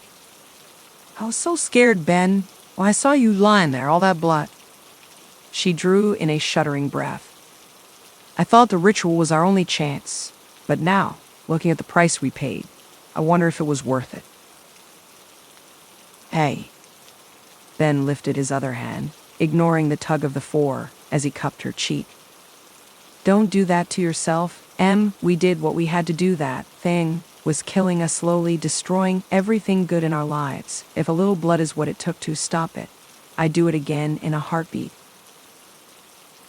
Emily leaned into his touch, her eyes slipping closed. "I can't lose you, Ben," she whispered brokenly. "I love you so much. You're my whole world." "You won't lose me," Ben promised. With effort, he shifted to the side, making room for her. "Come here." Emily crawled into the narrow space, curling against his uninjured side. She laid her head on his chest, the steady thrum of his heartbeat more soothing than any medicine. They lay in silence for a long moment, listening to the soft patter of rain against the window and the distant bustle of the hospital. Finally, Ben spoke. "Do you think it's really over?" he asked quietly. "The haunting, the curse, all of it?" Emily bit her lip. In her mind's eye, she saw again the entity's final scream, saw the way it had shredded and dissolved, sucked back into whatever hell it had crawled from. It should have been the end. But deep in her bones, she felt the unease still coiled, waiting. "I don't know," she admitted. She propped herself up on one elbow, meeting Ben's worried gaze. "But if it's not, if it comes back, we'll face it like we did before together." Ben smiled tiredly, tugging her back down. "Together," he echoed. "No matter what." Emily nestled closer, breathing in the familiar scent of him beneath the sharp tang of antiseptic. Outside, the storm continued to rage, the wind shrieking like a lost soul. But here, in the circle of Ben's arms, Emily felt untouchable. Let the darkness come. They would be ready. As her eyes began to drift closed, a chill passed through her, so faint she might have imagined it. The ghost of a whisper, threading through the drumming of the rain. "You may have won the battle," it seemed to hiss, "but the war is far from over." Emily tightened her grip on Ben's hospital gown. The voice was right. This fight was only beginning. But with Ben by her side, she was ready for anything. "I love you," she murmured into his chest. "I love you too, Ben whispered back, already half asleep. Whatever came next, they would face it as they always had, a hand in hand, heart to heart. The rest would sort itself out. Emily let her eyes slip closed, the steady drum of Ben's heartbeat lulling her into a dreamless sleep as the night wore on, cloaking them in merciful darkness. Chapter 15. The Aftermath.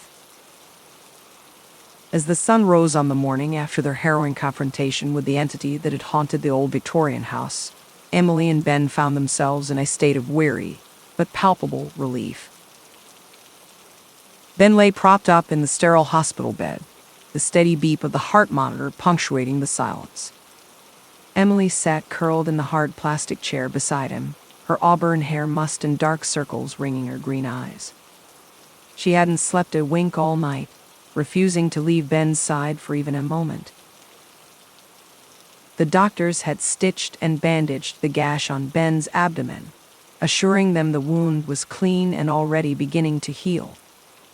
"You're a lucky man," the kindly Dr. Simmons had said, patting Ben on the shoulder. "Another inch to the left and things could have been much worse, but you'll be right as rain after a few days' rest." Emily had nodded numbly at his words, unable to shake the image of Ben bleeding out on the floor of that accursed house, his blood staining the antique Persian rug a deeper crimson.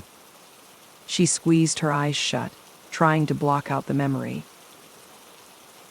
"Hey," Ben said softly, covering her hand with his arm. His skin was warm and solid, grounding her back in the present moment. "I'm okay, we're both okay." Emily opened her eyes and met his gentle brown gaze. She mustered a small smile that didn't quite reach her eyes. "I know, it's just a lot to process." Her gaze drifted to the window, where the sun was peeking through the slate-gray clouds. From their third-story vantage, she could just make out the quaint shops lining Willowbrook's town square. With its wrought iron street lamps and colorful flower boxes, it looked like something from a postcard, as if the horror they'd endured was all just a bad dream. But Emily knew better. "Do you think it's really over?" she asked, her voice barely above a whisper. "What if the ritual didn't work? What if it comes back?" Ben was quiet for a long moment. Then he said, "I don't know, Em, but whatever happens, we'll face it together, you and me." He squeezed her hand and Emily felt a flicker of warmth ignite in her chest, piercing through the numbness. She leaned down and pressed a soft kiss to his lips, tasting the salt of her tears. Just then, there was a brisk knock at the door. They both startled, hearts pounding. Emily's eyes flew to the shadows pooling in the corners of the room, half expecting to see that amorphous black form coalescing once again. But it was just a nurse, popping her head in with a cheery smile. "Good morning. I've got your discharge papers here, Mr. Davis. You're all set to go home and recuperate." Home. The word lodged like a stone in Emily's throat. Could they really go back there, to the place that had nearly destroyed them? But what choice did they have? They'd sunk their entire savings into buying that grand Victorian with its stained glass windows and gingerbread trim. Walking away wasn't an option. Ben must have seen the conflict in her eyes because he gave her hand another reassuring squeeze. "It'll be all right, Em," he said quietly as the nurse bustled around unhooking him from the various machines. "We'll get through this like we always do together." Emily helped Ben change into the clean clothes she'd brought from home, wincing as he gingerly pulled his shirt over the bandages. Then, with their few belongings gathered, they made their way slowly down to the car. The drive back to Willowbrook was quiet, both of them lost in their own thoughts as the hospital receded in the rearview mirror.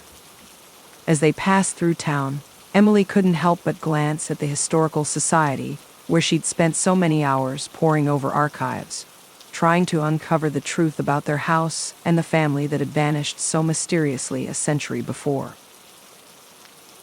She thought of Thomas Ellis, the eccentric folklore expert who had aided her research. With his wild white hair and thick glasses, he'd seemed like a character straight out of a Gothic novel.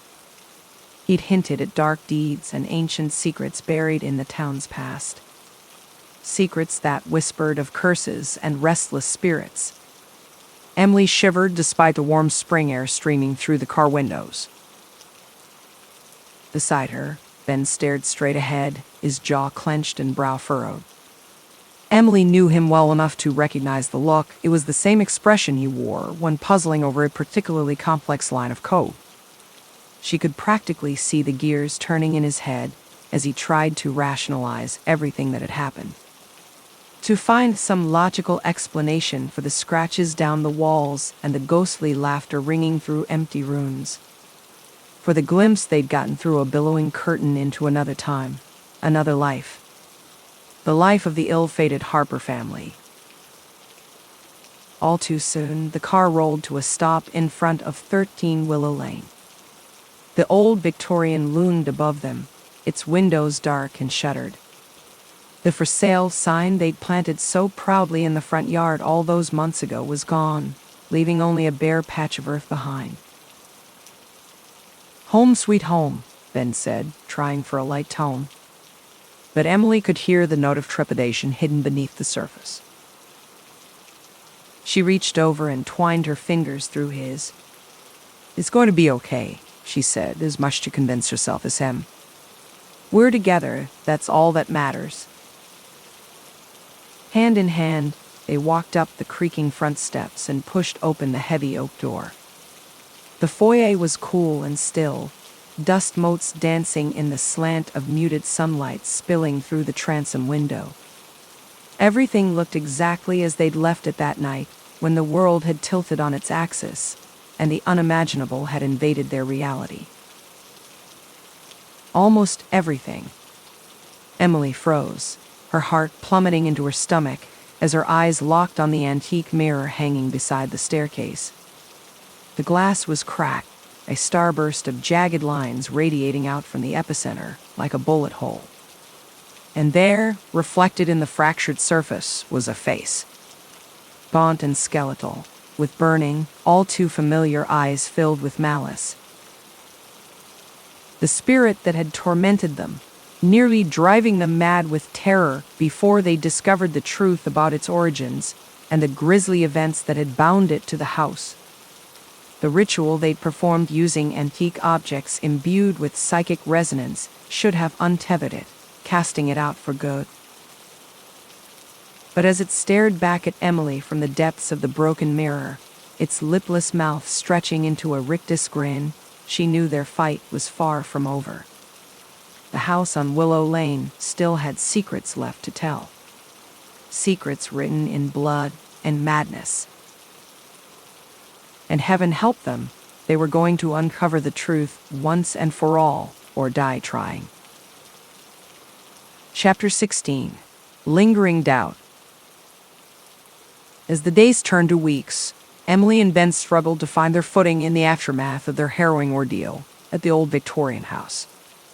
Though they had escaped with their lives, the couple bore invisible scars, the memories of that fateful night etched deep into their psyches. Ben, usually a pillar of pragmatic strength, found his once unshakable foundation cracking under the weight of all they had witnessed. In the still of the night, Emily would stir to find him wide awake, eyes flicking warily over the shadowed corners of their temporary apartment. "It's over, Em," he would whisper, his voice wavering with the barest hint of uncertainty. "We stopped it. We won?" The words rang hollow even to his own ears. Reaching out, Emily would lace her fingers through his, giving a gentle squeeze of reassurance. "I know, love. I feel it too." Her smile was tinged with melancholy, the weariness in her eyes mirroring his own. "But we have each other, that's what counts." Try as they might, the couple couldn't bring themselves to return to the Victorian house, that place which had once represented their hopes and dreams, now perverted into a waking nightmare. The very thought of crossing that threshold again, of facing the sinister forces that lurked within those walls, sent icy tendrils of dread curling in their guts. One evening, as they picked listlessly at their takeout dinner, Ben set down his fork with a sigh. Maybe it's time to just leave it all behind, find a new place, a fresh start. Emily bit her lip, considering. There was a certain temptation to the idea, to simply flee, to outrun the darkness that clung to their lives like a shroud. But deep in her bones, she knew it was little more than a comforting fantasy. "We can't, Ben," she said at last, her tone gentle but resolute. "It's not over, not really. There are still pieces missing, things we don't understand. I can feel it." Raking a hand through his hair, Ben exhaled heavily. I'm tired of looking over our shoulders, waiting for the axe to fall. I just want us to be safe, to have some peace." Reaching across the table, Emily cupped his jaw, thumb brushing over the stubbled skin. "I know, my love, but we have to see this through together. Running won't solve anything." And so they remained in that holding pattern, caught between the desperate desire to move on and the insidious pull of unfinished business. The Victorian loomed in their minds, a dark specter that refused to be exorcised by distance or denial. As summer faded into fall, Emily found herself increasingly drawn back to the house, some masochistic fascination overriding her better judgment. On windswept afternoons, she would stand on the sidewalk, studying the weathered facade as if the warped boards and peeling paint held the answers she sought. Inevitably, Ben would find her there, his presence a steadying warmth at her back as he slipped a hand into hers. "Are you certain about this, Em?" His voice was soft, edged with trepidation. "We could leave, start over, never look back." But Emily would only shake her head, jaw set with grim determination. "I have to understand, Ben, I can't let it end like this, not with so many questions left unanswered." Hand in hand, they would approach that fateful door, the weathered wood cool beneath their palms as they gathered their resolve. Each time, Emily felt her heart climb into her throat, the musty air heavy with portent as they crossed the threshold into the foyer. It was as if the house itself was holding its breath, waiting, watching. Ben's fingers tightened around hers, his unease a palpable thing. "It's still here," he murmured, gaze flitting over the shadows pooled in every corner. Watching us. I know, Emily whispered, a shiver tracing the length of her spine. I can feel it too, waiting, biding its time. Room by room, they moved through the house, senses straining for any hint of the malevolent force that had nearly cost them everything. But it was only when they reached the upper floor that they felt it, a whisper of jellied air, a sibilant susurrus that teased the edge of hearing. It almost sounded like a voice calling them onward. Did you hear that? Emily asked, the hairs at her nape prickling. Ben swallowed thickly, face drawn and pallid in the half-light. I did. It's like it's summoning us. Dread and determination warred within Emily as she led them up the final flight of stairs, the attic door looming before them like the gate to some forbidden realm. The latch was icy against her palm, the hinges giving a screech of protest as she heaved it open. Stale air rushed out to meet them, carrying with it the faint tang of rotten wood and mildew. The attic yawned before them, a gaping maw daring them to step inside. In the slanting rays of afternoon sun, motes of dust hung suspended, drifting languorously through the heavy air. It was here, in this space, that they had confronted the entity. Defeated it. Or so they had thought. Wrapping her arms around herself, Emily stepped into the room, gaze sweeping over the achingly familiar space. We were wrong, she breathed, the words leaden on her tongue. It's not finished, not by a long shot. Ben moved to her side, enfolding her in his arms, offering his solid strength as an anchor against the tides of dread. She melted into that embrace, breathing in the warm, clean scent of him, earth after rain, sunshine on starched cotton. In that moment, she drew from his presence, his love, steeling herself for whatever challenges lay ahead. And we keep fighting, he murmured against her hair. No matter what it takes, Em, we're in this together, always. But even as they clung to each other amidst the oppressive shadows of the attic, Emily couldn't suppress the icy fingers of foreboding that played up and down her spine. They may have won the battle, but the war was just beginning. The Victorian had no intention of relinquishing its hold on them. Not now. Not ever. As they braced themselves to face the unknown horrors to come, Emily knew one thing with bone-deep certainty. Before the end, the house would demand its pound of flesh. One way or another, a reckoning was coming. Chapter 17. Confronting the Truth. As the weeks turned into months, Emily and Ben found themselves increasingly drawn back to the old Victorian house, their curiosity and determination to uncover the truth refusing to be quelled. The grand structure loomed before them, its weathered facade and overgrown garden hinting at the secrets that lay within. Despite the warm sunlight filtering through the trees, an undeniable chill clung to the air around the property. Emily stood before the wrought iron gate, her hand resting on the rusted latch. She could feel the cold metal biting into her skin, a tangible reminder of the darkness that awaited them. Beside her, Ben shifted uneasily, his brow furrowed with concern. "Em, are you sure about this?" he asked softly, his voice barely audible above the rustling leaves. "After everything that's happened, maybe it's best if we just walk away, start fresh somewhere else, you know." Emily turned to face him, her hazel eyes meeting his deep brown ones.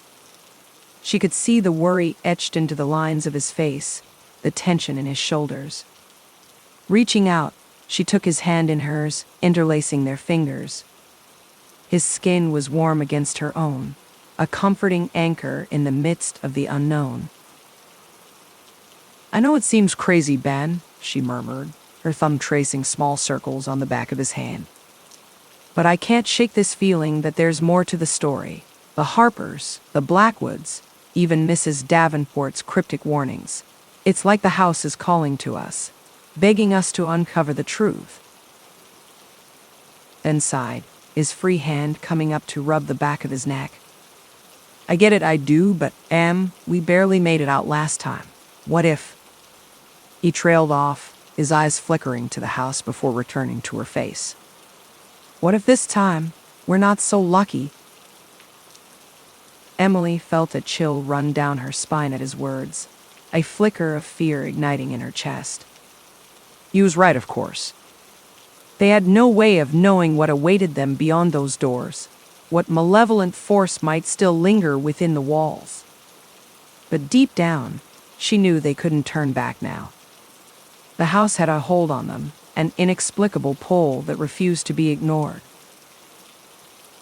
Taking a deep breath, she squared her shoulders and met Ben's gaze with a determined one of her own. We have to try, Ben, for the sake of those who came before us. And for our own peace of mind, whatever happens, we'll face it together, just like we always have. For a long moment, Ben simply looked at her, his expression unreadable. Then, with a slow nod, he tightened his grip on her hand and turned towards the gate. Together, he echoed, his voice steady despite the undercurrent of apprehension. With a creak of hinges, the gate swung open, and together they stepped onto the overgrown path that led to the house. Dried leaves crunched beneath their feet, the sound unnaturally loud in the stillness of the afternoon. As they drew closer to the porch, Emily could feel the hair on the back of her neck standing on end, a prickling sensation that sent goosebumps racing across her skin. The front door loomed before them, its once vibrant paint now peeling and faded. The brass knocker seemed to leer at them, its tarnished surface glinting in the dappled sunlight. Emily reached out, her fingers hovering just above the handle. For a fleeting moment, she wondered if it would burn her. So intense was the aura of malevolence that seemed to emanate from the house. Beside her, Ben took a steadying breath, his grip on her hand tightening almost imperceptibly. Here goes nothing, he muttered, his voice tight with tension. With a turn of the handle, the door swung open, revealing the shadowed interior of the foyer. The air was thick and heavy, laden with the scent of dust and decay. Emily stepped over the threshold, Ben close behind her, and felt the temperature drop several degrees. It was as if they had stepped into another world, one where the sun's warmth held no sway. As their eyes adjusted to the gloom, details began to emerge from the shadows. The once grand staircase stretched up to the second floor, its banister coated in a thick layer of grime. Cobwebs draped across the crystal chandelier, the delicate strands swaying gently in an unfelt breeze. And everywhere, the sense of watchful eyes, of a presence that lurked just beyond the veil of perception. It's still here, isn't it? Ben whispered, his voice barely audible in the oppressive stillness. The thing that tried to hurt you before. Emily nodded, her throat suddenly dry. She could feel it, the malevolent energy that seemed to pulse through the very walls of the house. It was stronger now, more potent than it had been during their last encounter, as if it had been waiting for them, biding its time until they returned.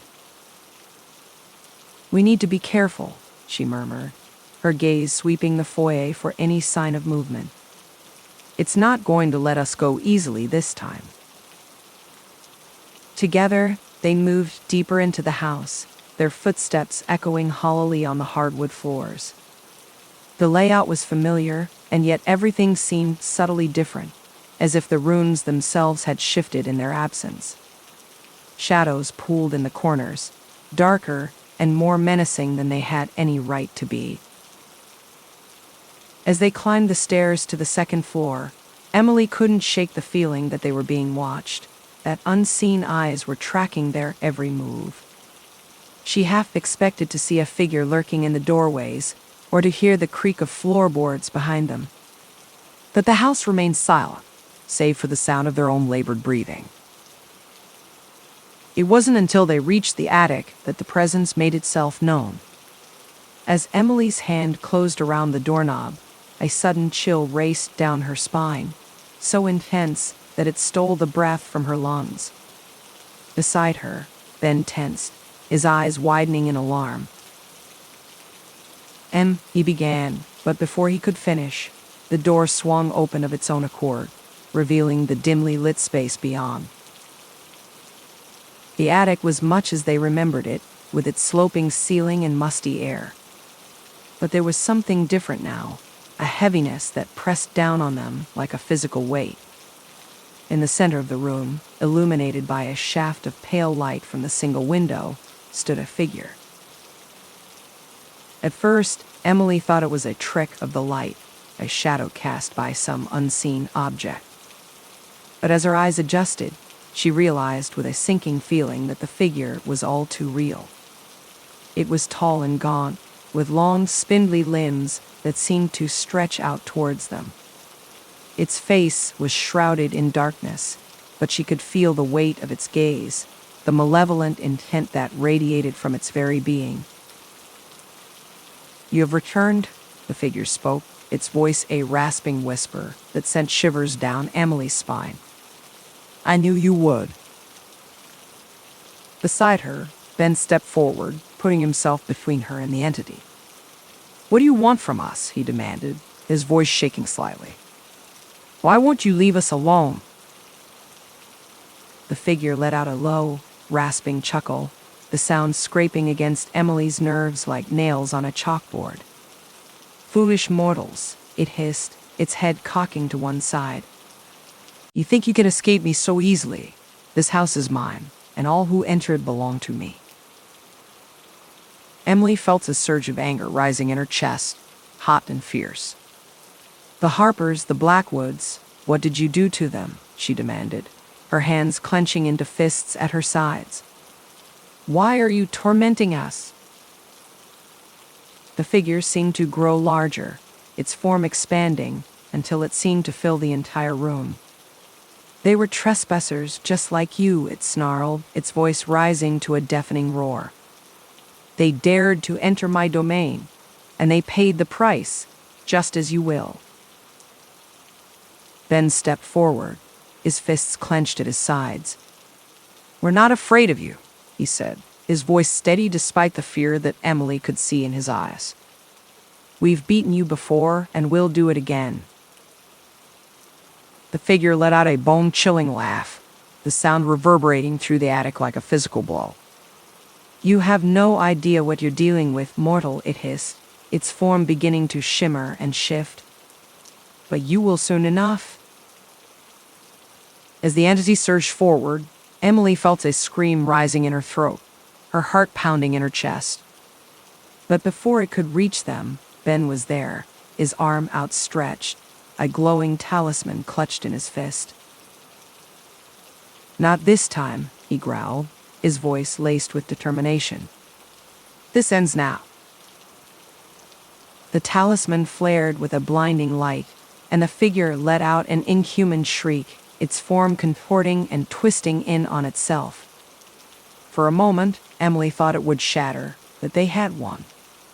But then, with a final, ear-splitting roar, the entity vanished, leaving them alone in the suddenly silent attic. For a long moment, neither of them moved, their chests heaving with exertion and fear. Then, slowly, Ben lowered his arm, the talisman's glow fading to a dull ember. Is it gone?" Emily whispered, her voice trembling. Ben shook his head, his expression grim. "I don't think so," he said softly, his eyes scanning the shadows that still clung to the corners of the room. "I think this is just the beginning." As they stood there, holding each other amidst the lingering darkness of the attic, Emily couldn't help but feel a sense of foreboding. The battle may have been won, but the war, it seemed, was far from over. Chapter 18, Reckoning.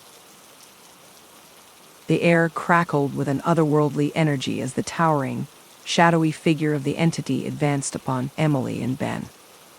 The very walls of the attic trembled, aged wooden beams groaning under the intensity of its malevolent presence. Emily's heart pounded in her chest, a staccato rhythm of pure, unadulterated fear coursing through her veins. The acrid scent of decay, of centuries-old rot and ruin, assaulted her nostrils, threatening to overwhelm her senses. But as she looked up at Ben, his chiseled features etched with an unwavering determination, Emily drew strength from the steely glint in his eyes. They had come too far, fought too hard, to back down now. The fate of their very lives, their future together, hung in the balance. "Ben, we have to fight," she whispered, her voice barely audible over the rumbling of the entity's approach. Her slender fingers intertwined with his, seeking solace in his touch. "We can't let it win, not after everything we've been through." Ben nodded, his grip on her hand tightening, a silent promise of unity in the face of their greatest challenge. "I'm with you, Em, whatever it takes. We'll face this together." With a roar that shook the very foundations of the old Victorian house, the entity surged forward, its shadowy tendrils lashing out like the cracking of a whip. The air grew thick, heavy, with an oppressive weight that threatened to crush them. Emily and Ben braced themselves, muscles tensed, hearts racing in unison as they prepared for the onslaught. As the entity's assault began, an icy chill raced down Emily's spine, the hairs on the back of her neck standing on end. Adrenaline flooded her system, her senses heightened to an almost painful acuity. Through the haze of terror, she recalled the ritual, the ancient words that had once banished the entity's presence. With a surge of determination, she began to recite the incantation, her voice growing steadier, louder, with each syllable. The entity recoiled, its unearthly wails echoing through the confines of the attic, a cacophony of agony and rage. The air shimmered, distorting like heat rising from sun-baked asphalt as the power of the ritual took hold. But this time, the entity's resistance was far more formidable, its shadowy form twisting and contorting, refusing to be vanquished so easily. "It's not working, Em," Ben cried, his brow furrowed, sweat glistening on his forehead. Desperation tinged his words, his eyes wide with a growing sense of helplessness. "We need to try something else." Emily's mind raced, thoughts churning like a turbulent sea as she desperately searched for an answer. And then, like a bolt of lightning illuminating the darkness, a realization dawned on her. A glimmer of hope amidst the all-consuming shadow. "Ben, our love," she exclaimed, her voice trembling with a potent mixture of fear and determination. "That's the key. We have to channel it, use it against this thing." Ben stared at her, his expression uncertain, doubt flickering in his eyes. But as Emily pulled him close, her lips crashing against his in a desperate, passionate kiss, he understood. The power of their bond, the unwavering love they shared, had once been the catalyst for their victory, and it could be again. As they poured their very souls into the kiss, Emily felt a surge of energy coursing through her, a tingling warmth that started in her core and radiated outwards. It was a power that seemed to transcend the physical realm, a force born of pure emotion, of the unbreakable connection they shared. She could feel it building, swirling around them like a vortex, a blinding light that threatened to consume the entity's malevolent presence. The entity let out a bone-chilling wail, its shadowy form recoiling as if burned by the sheer intensity of their love. Emily and Ben clung to each other, hearts beating as one, sweat mingling as they channeled every ounce of their being into the onslaught. The battle raged on, the air thick with the crackle of energy, a palpable force that set every nerve ending alight. Emily's body trembled, muscles straining with the weight of the struggle. But she refused to give in, drawing strength from Ben's presence, from the knowledge that their lives, their future, hung in the balance. With a final earth-shaking cry, the entity erupted in a blinding flash of light, its form disintegrating into swirling tendrils of energy. The air shimmered, distorting like a heat haze, as the entity's essence was torn asunder. Emily and Ben shielded their eyes, the brilliance searing their retinas, their bodies shaking with the sheer force of the entity's defeat. And then, as the light faded, the attic fell silent, save for the faint sound of their ragged breathing. Slowly, they lowered their arms, blinking away the afterimages that danced across their vision. Their gazes swept the space, searching for any lingering trace of the entity's presence. The shadows had receded, the air thick with a palpable sense of relief, of a weight lifted from their shoulders. Emily felt a surge of triumph coursing through her veins, a heady mix of adrenaline and sheer, unadulterated joy. They had done it, they had won. But as she turned to Ben, her expression softening, a weight settled in the pit of her stomach. The battle may have been won, but at what cost?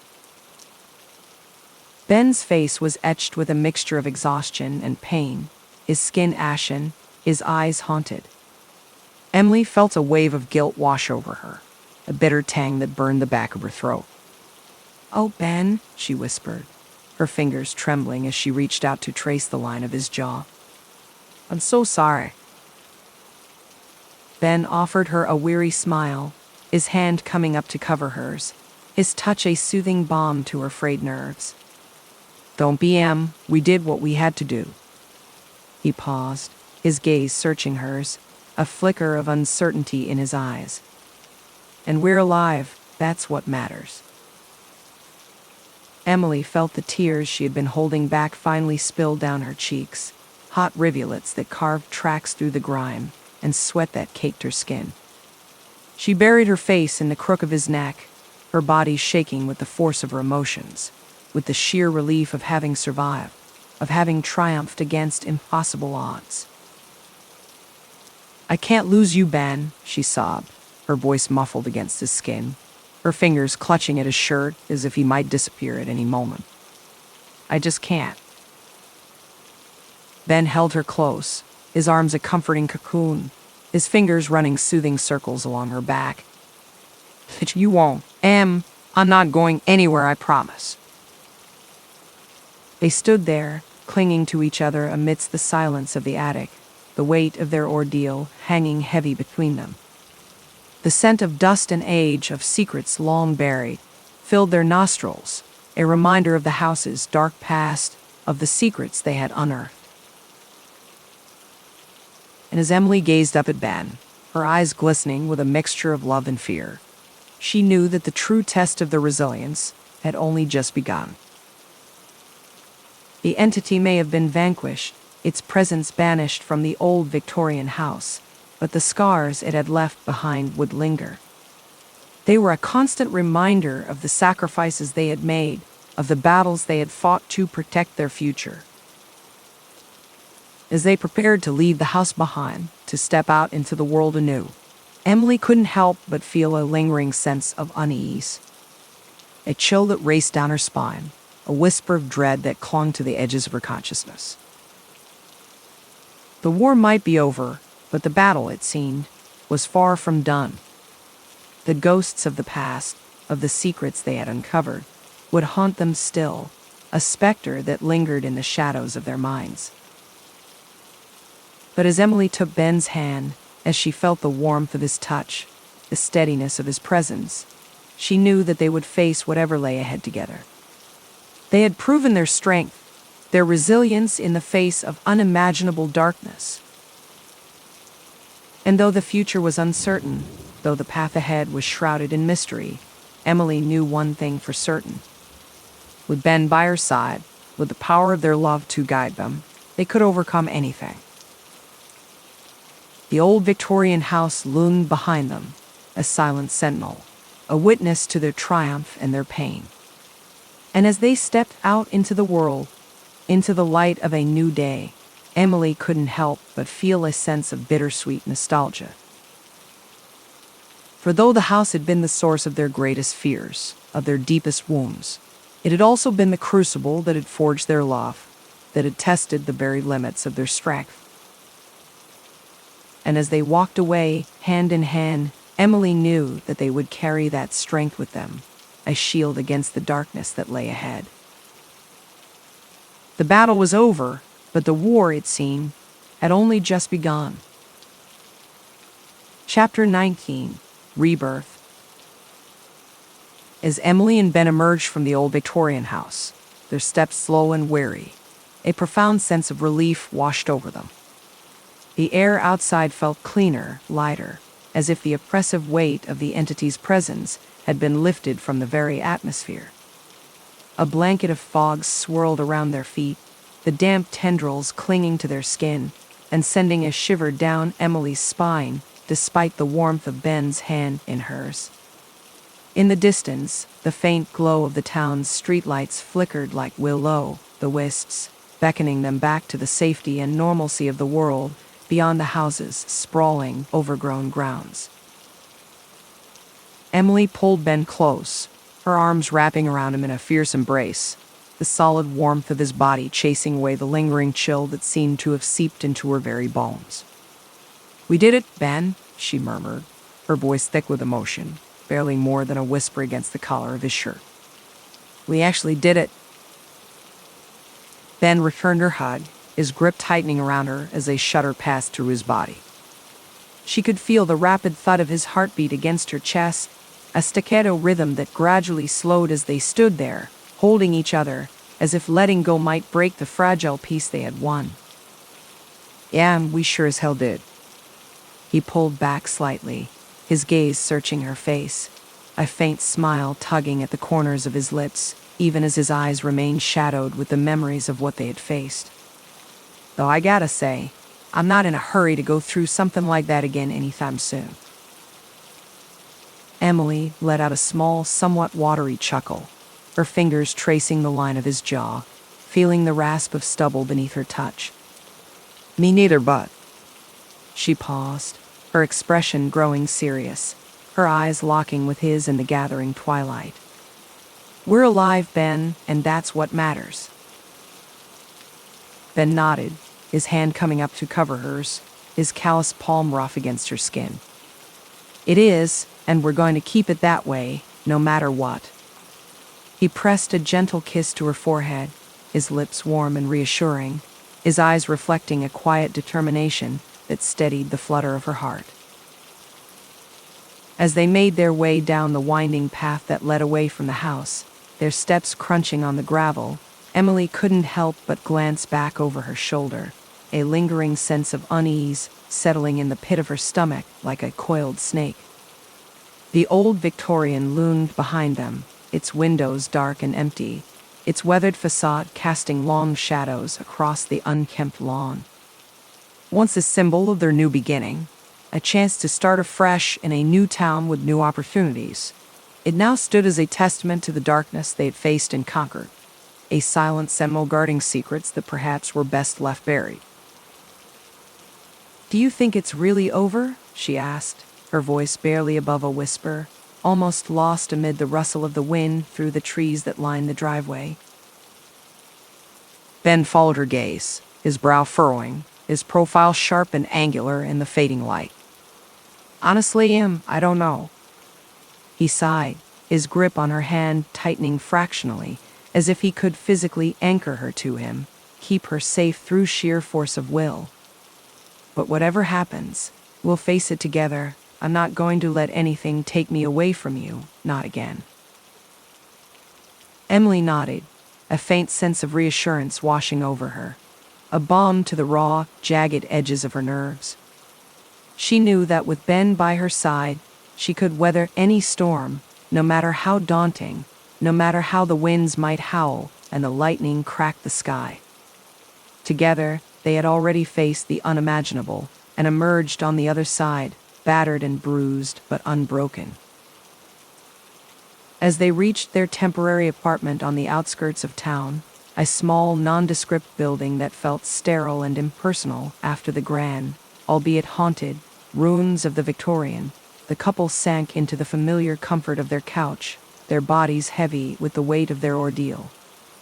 Emily nestled into Ben's side, her head resting against his shoulder, her fingers tracing the faint scar that now marked his chest through the thin fabric of his shirt, a tangible reminder of how close she had come to losing him. "I love you, Ben," she murmured, her voice laced with a quiet intensity, her eyes shimmering with unshed tears in the warm glow of the lamp on the side table. "More than anything."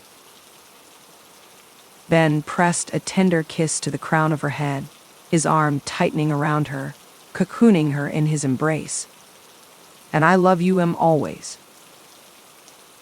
They sat in silence for a moment, the steady rhythm of their heartbeats and the soft hum of the nearby traffic, the only sounds to break the stillness. But as Emily's gaze drifted to the window, a flicker of movement in the distance caught her eye, a shadow darting across the edge of the streetlight's glow, there and gone again in the space of a blink. Straightening up, she peered out into the gathering darkness, her brow furrowing, her heart rate picking up tempo. "Ben, did you see that?"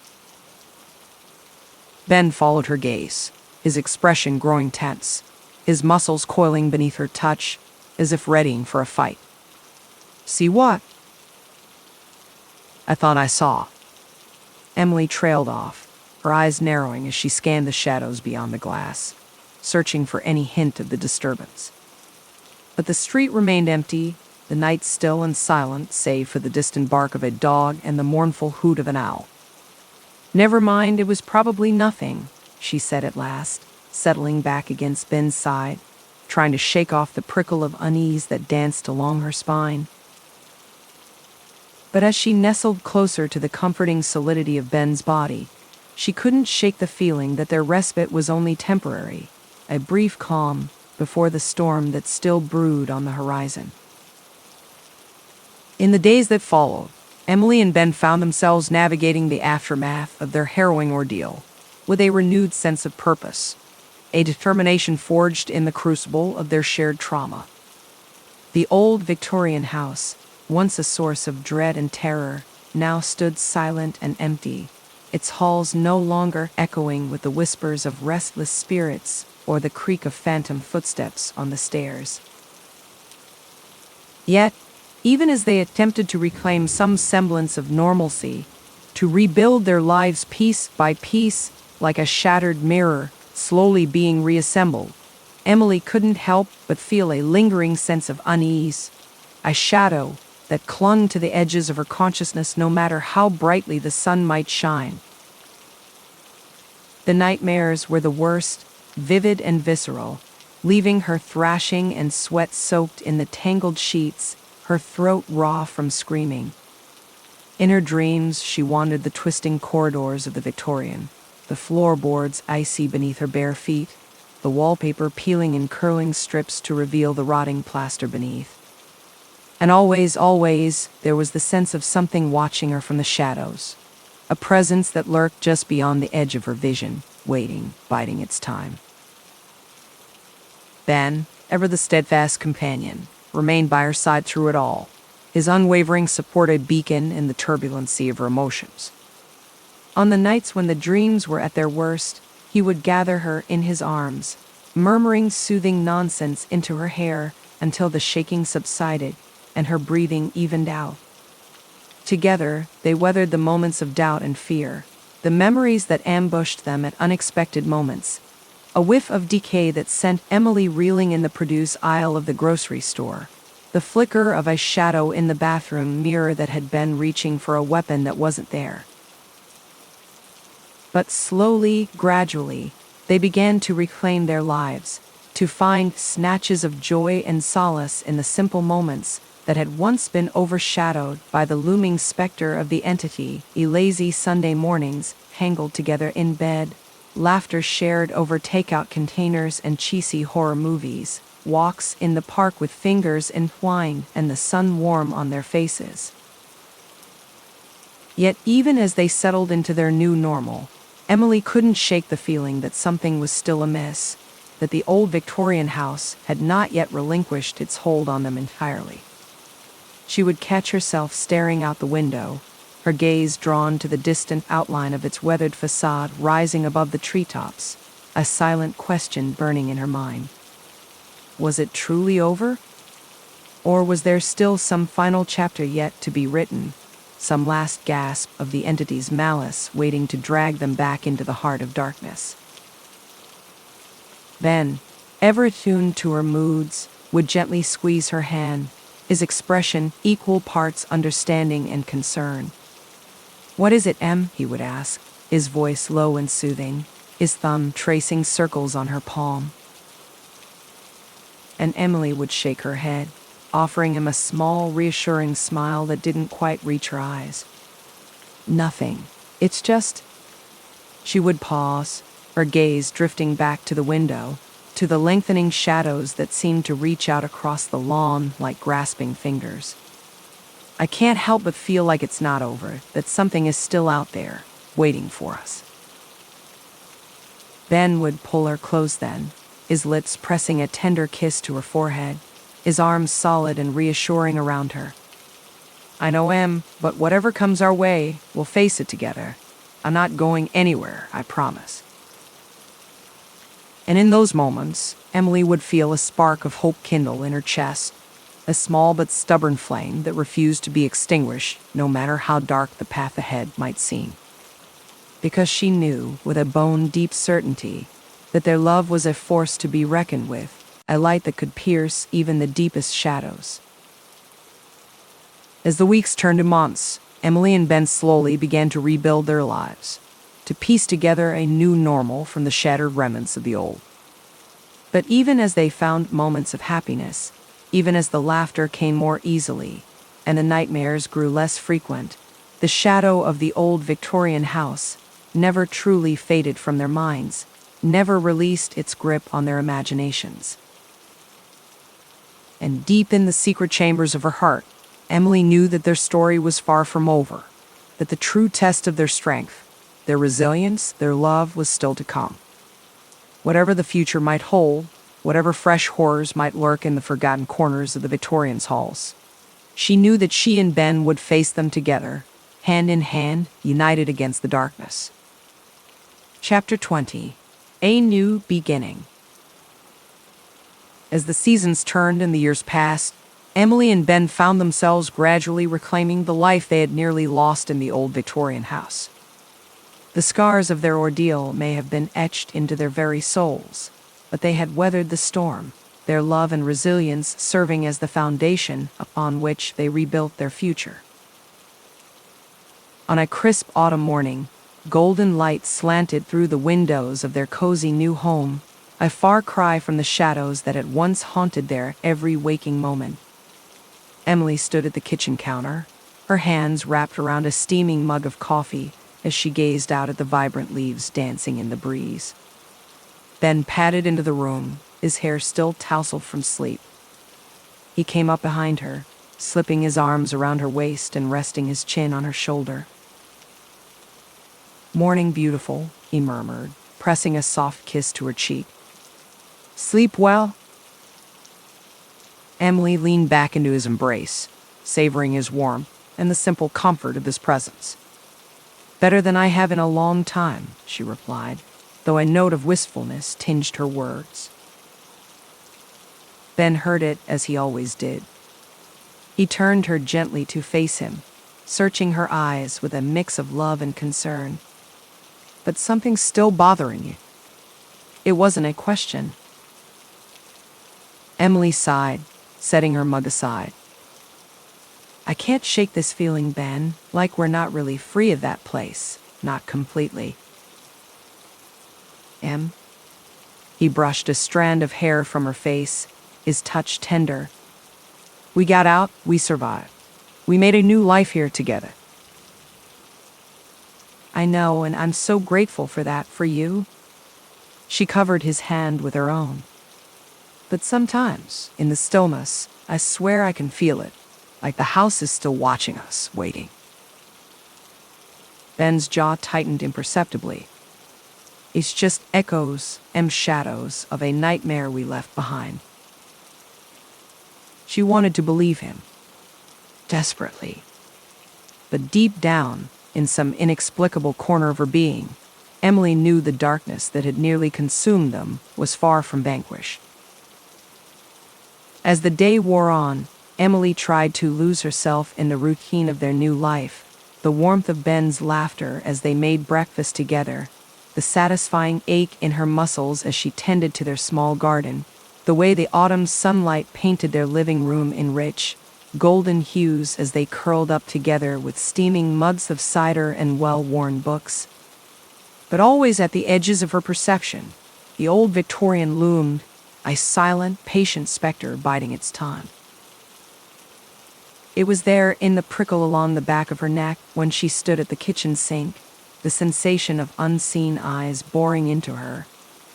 It was there in the flicker of movement in the corner of her eye as she sorted through the mail, gone, when she turned for a better look.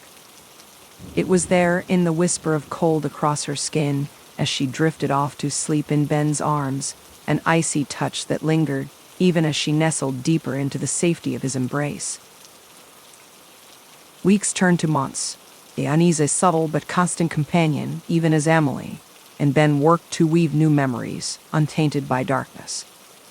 They hosted dinner parties full of laughter and clinking wine glasses. They took long weekend trips to the coast, letting the sea breeze ruffle their hair and chase the shadows from their eyes. They painted the walls of their bedroom a soft, soothing blue and filled their home with plants, living things to counter the specter of the past. And yet, in the quiet moments, the Victorian whispered still. It was Ben, in the end, who broached the subject they'd been dancing around for months. They were sitting on the back porch, hands cupped around mugs of tea, as they watched the last of the autumn leaves swirl in the dusky purple light. He reached for her hand, his calloused fingers lacing with hers. "You feel it too, don't you?" he asked softly, his gaze fixed on their twined hands. "The house, like it's not really gone." Emily's breath caught. After all this time, she'd half convinced herself it was her imagination, her own paranoia refusing to release its grip. But if Ben sensed it too? "I do," she whispered, as if speaking the words too loudly might summon the very darkness they sought to escape. "It's like it's waiting, biding its time." Ben sighed, scrubbing a hand over his face. "I didn't want to believe it. I wanted so badly for us to be free." "I know, me too." She squeezed his hand.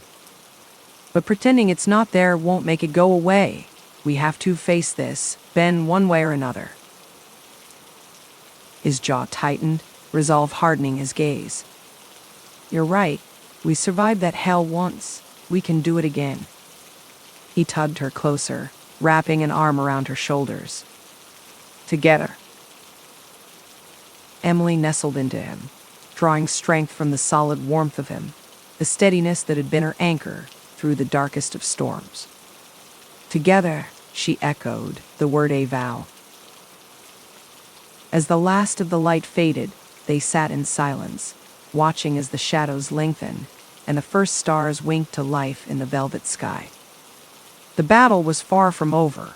The old Victorian's hold would not be easily broken. But for the first time in months, Emily felt a flicker of hope amid the dread. They had faced the darkness and emerged from the other side once before. Wherever this path led, whatever waited for them in the depths of that cursed house, they would weather this storm as they had all the others, a hand in hand, souls entwined, an unbreakable force against the night. The Victorian may whisper still, but in the end, their love would speak louder. As the seasons turned and the years passed, Emily and Ben found themselves gradually reclaiming the life they had nearly lost in the old Victorian house.